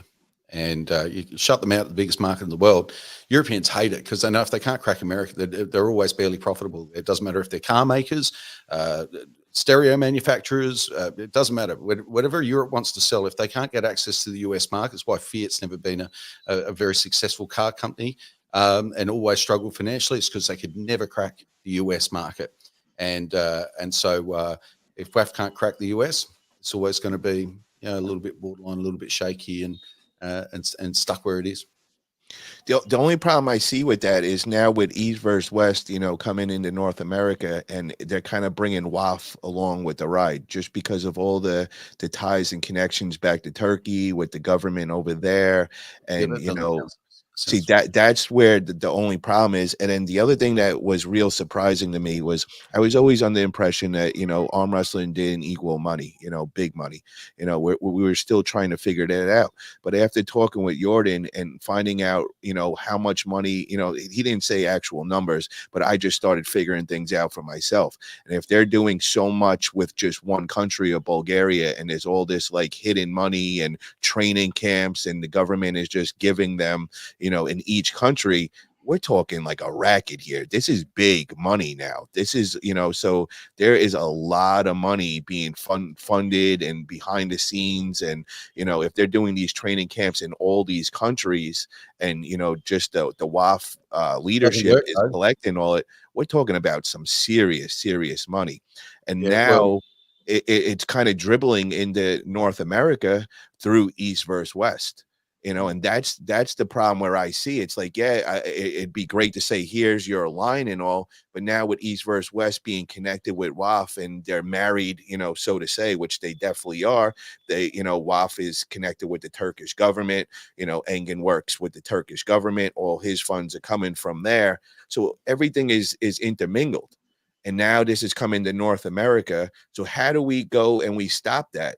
How do we stop that, all that money getting into here and now them starting to control and everything? And I could just see how Simon's hitting us promoters up. It was all the guys that were, connected to East versus West. And then they brought in Knuckles Up and, a couple of the other ones. And then Knuckles Up is like, whoa, well, we got to add a bunch of other guys in here. And they started adding us in there into the group. And also we could see what's going on. And then that's when the conversation just stopped right there. And I'm like, oh, this is interesting right here. It was almost like they were pushing in, kind of like bullying around, like, this is what you guys got to do, the hoops you got to do. But, we're only going with the friendlies to East versus West. And then once we were brought into the conversation has just died. And that's what I was kind of meaning by everything. I'm really interested to see if the Zoom call actually goes down now with all the other promoters that aren't so East versus West friendly. And, where is this going to go? You know what I mean? Well, East versus West has become by proxy WAF, and so they qualify as a WAF.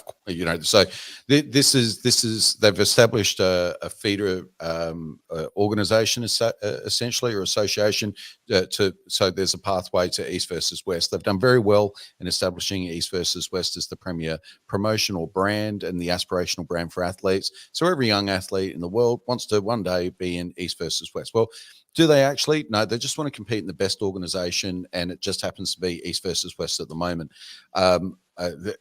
You can apply any label you want to that. It doesn't matter. Whichever one's the best and gets the most attention, is the most relevant, it'll be the one that wins. That is usually, and this is with some surprise, usually that organization, with the exception of kind of soccer, is based in North America. So it doesn't matter if it's UFC, NFL, usually America is the home to the dominant commercial sports, in the Western sphere. So it is of some degree of surprise that it's not at the moment. And it's a rare opportunity for the Europeans to penetrate that marketplace whilst they've got the premier brand banner above them in order to pursue this. It's the promoters that are coordinating with the East versus West qualifiers that have put in the fuel on this fire, though. They're not making things better by cooperating necessarily. They're painting themselves into a corner because they are laying down the groundwork for an infrastructure that will last long after their promotion has long since failed. So, because why? People are attracted to the brand. So it doesn't matter if it's a Paul Italia run East versus West promotion. In 5 years' time, people forget the Paul Italia bit is even involved. It's now the East versus West qualifier and has been for 5 years. So that, I think that's, and I don't know, But it would be my strategy would be to infiltrate that community in order to make allies of them so that they can help lay down that infrastructure so that they do have a base and remain that aspirational promotion at the highest level of the sport. I think there's a window where they could do that in the US and be the dominant global superpower, a super league of arm wrestling potentially. But I think if that window closes and the US doesn't jump on board, I think they've lost that opportunity forever. And I think they're probably quite mindful of that their grip on the sport is, and they probably see the East versus West pay-per-view numbers, and they also probably see the percentage of buyers. And I can tell you they're not coming from the East. People in Turkey aren't paying $35 for a pay-per-view event. So people in Romania are coming up with $35 to watch a pay-per-view event. So the money's not coming from the East. The power's in the East at the moment because they've got the money, because the sport doesn't generate the money. They're getting the sport from other sources. So we just got to work out how to make more money out of sport, make sport independent, so we're not susceptible to the infiltration of external political forces. Yeah, I agree with that 100%. And just like you said, I would say 85 to 90% of all the pay-per-view buys and all the money in arm wrestling is coming from, North America. I think that would be a pretty fair number to say. Yeah, absolutely. I think when you add money to anything, that's where you get problems. And there was a great comment a second ago from Savage Arm Wrestling, who says that he's putting events together. Where is it here? Sorry. So in their eyes, let me bring it up for you. I made it so I can't read it. So hang on. So basically, the problem is, and I think this is why it's become a talking point, is that they're having influence over other promotions and which athletes they can put on. And it's like, well, hang on a sec. If we're running in New Jersey, say Knuckles Up, they've put their time, their effort into their own promotion. They've set out contracts with their athletes for that event. They're promoting the event. They're doing everything right that they possibly can to grow the sport of arm wrestling. And then another organization from across the other side of the world says, "Oh, no, you can't use that person." It's like, hang on a minute. Like, who are you? Oh, well, they won't ever be able to compete with us again if they compete with you. They're like, from the unions. You don't mess with the union. But yeah, we're out of here. So yeah, it is exactly that dilemma. And even on the other side of the world, where you think we might be somewhat more insulated from this, it's absolutely not the case. And we've had communications and attempts to change things on it. Well, things have changed on it, because there's absolutely no doubt about that. And it's the reality at the moment is that WAF can't always 100% impose its will, but as a promoter or as an athlete, you've got to weigh up, well, if I'm going to have any type of future in this sport, say in the near term, the next, maybe if you're an athlete and you're 35 years old, you might be thinking your peak's going to be in the next 5 or 10 years. And all the evidence before you is that East versus West is going to be where you've got to be if you're going to make money out of this moment, this window in your career. So I can completely appreciate why an athlete would then align accordingly and put their eggs in that basket. But I also see that if WAF continue to exert their influence in this way, they will either win, in which case you're going to be the sport will be under some form of tyranny, because we can already see if they act like tyrants without the power, wait until they've got all the power. So this is just a taste of what's to come if they have more power than what they have now. If they if they have less power, does their behavior become better? Or maybe it does. But if they have more power, does it become better? No, I don't think it does. So I think the US is really key in all of this, or North America in particular, Canada, United States, because that's where the money market is. That's where the people if it doesn't matter if the event's in Turkey, the people that are buying it are not in Turkey, and where the money is where the power should be, and the power should be on the side of freedom and opportunity, not on the side of tyranny and those people that wish to impose their will, because for no other reason, it's in their best interest and they can. Yeah, I definitely agree. And I want to just thank you guys, man. This was an amazing show. Everybody's commenting about it in the chat and all. We really touched on some great topics today. And Dave, you really brought in so much knowledge and so much great insight on everything. And I really appreciate you coming on. And I just want to shout out you guys a big event one more time. So October 27th, we got the Grand Prix number 2. And yes, definitely everybody get over that AWE Underground YouTube channel. Go subscribe. It's a free show. It's going to be amazing. They're going to be putting out that beautiful belt right there. We're going to get to see Rickard go defend it against 7 other just absolute monsters in the game. Really, really can't wait. And then we got so many other great matches. You know, we got that ladies match where, you know, this lady's literally Ashley is, you know, bench pressing practically cars around and all that. So that is definitely one of those matches I'm very, very excited about.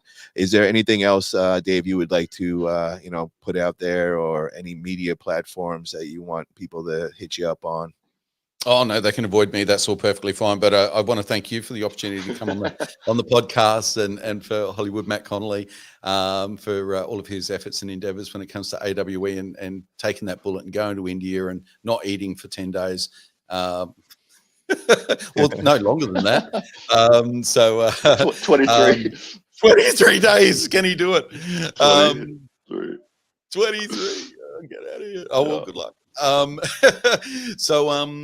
Yeah, thank you very much, Paul. Thanks for all that you do for the sport, and thanks to all those people that tune in and get something out of the podcast as well. Thank you.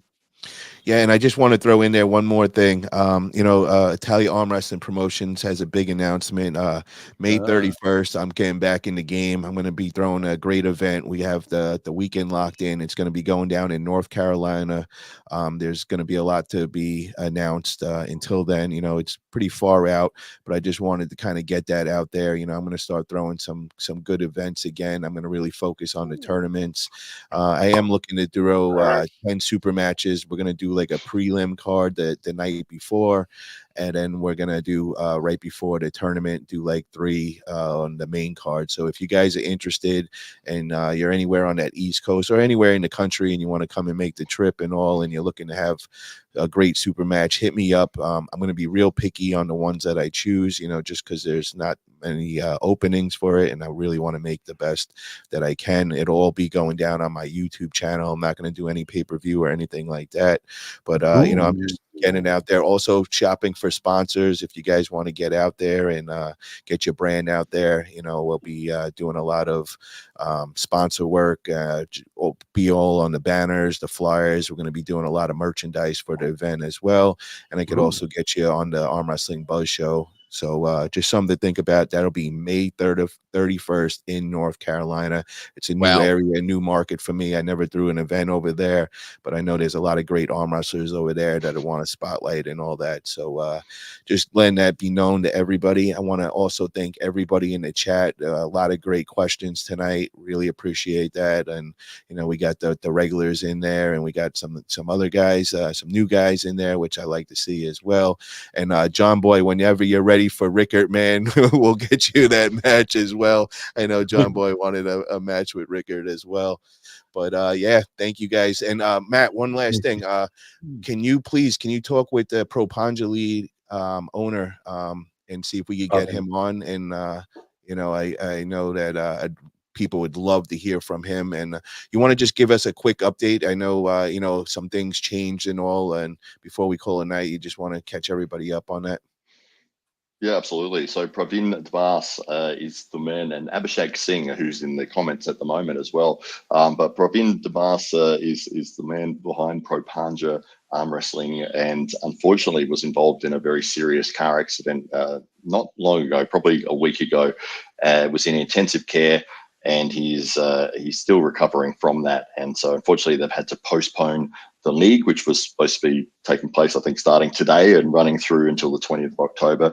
I'm not sure if they've actually announced when they're going to be doing the.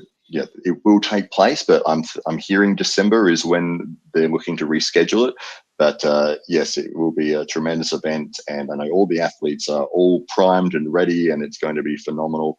Abhishek Singh would be a great guest to have on here, as well as Praveen Devas himself, as, once he's recovered from his accident. Yeah.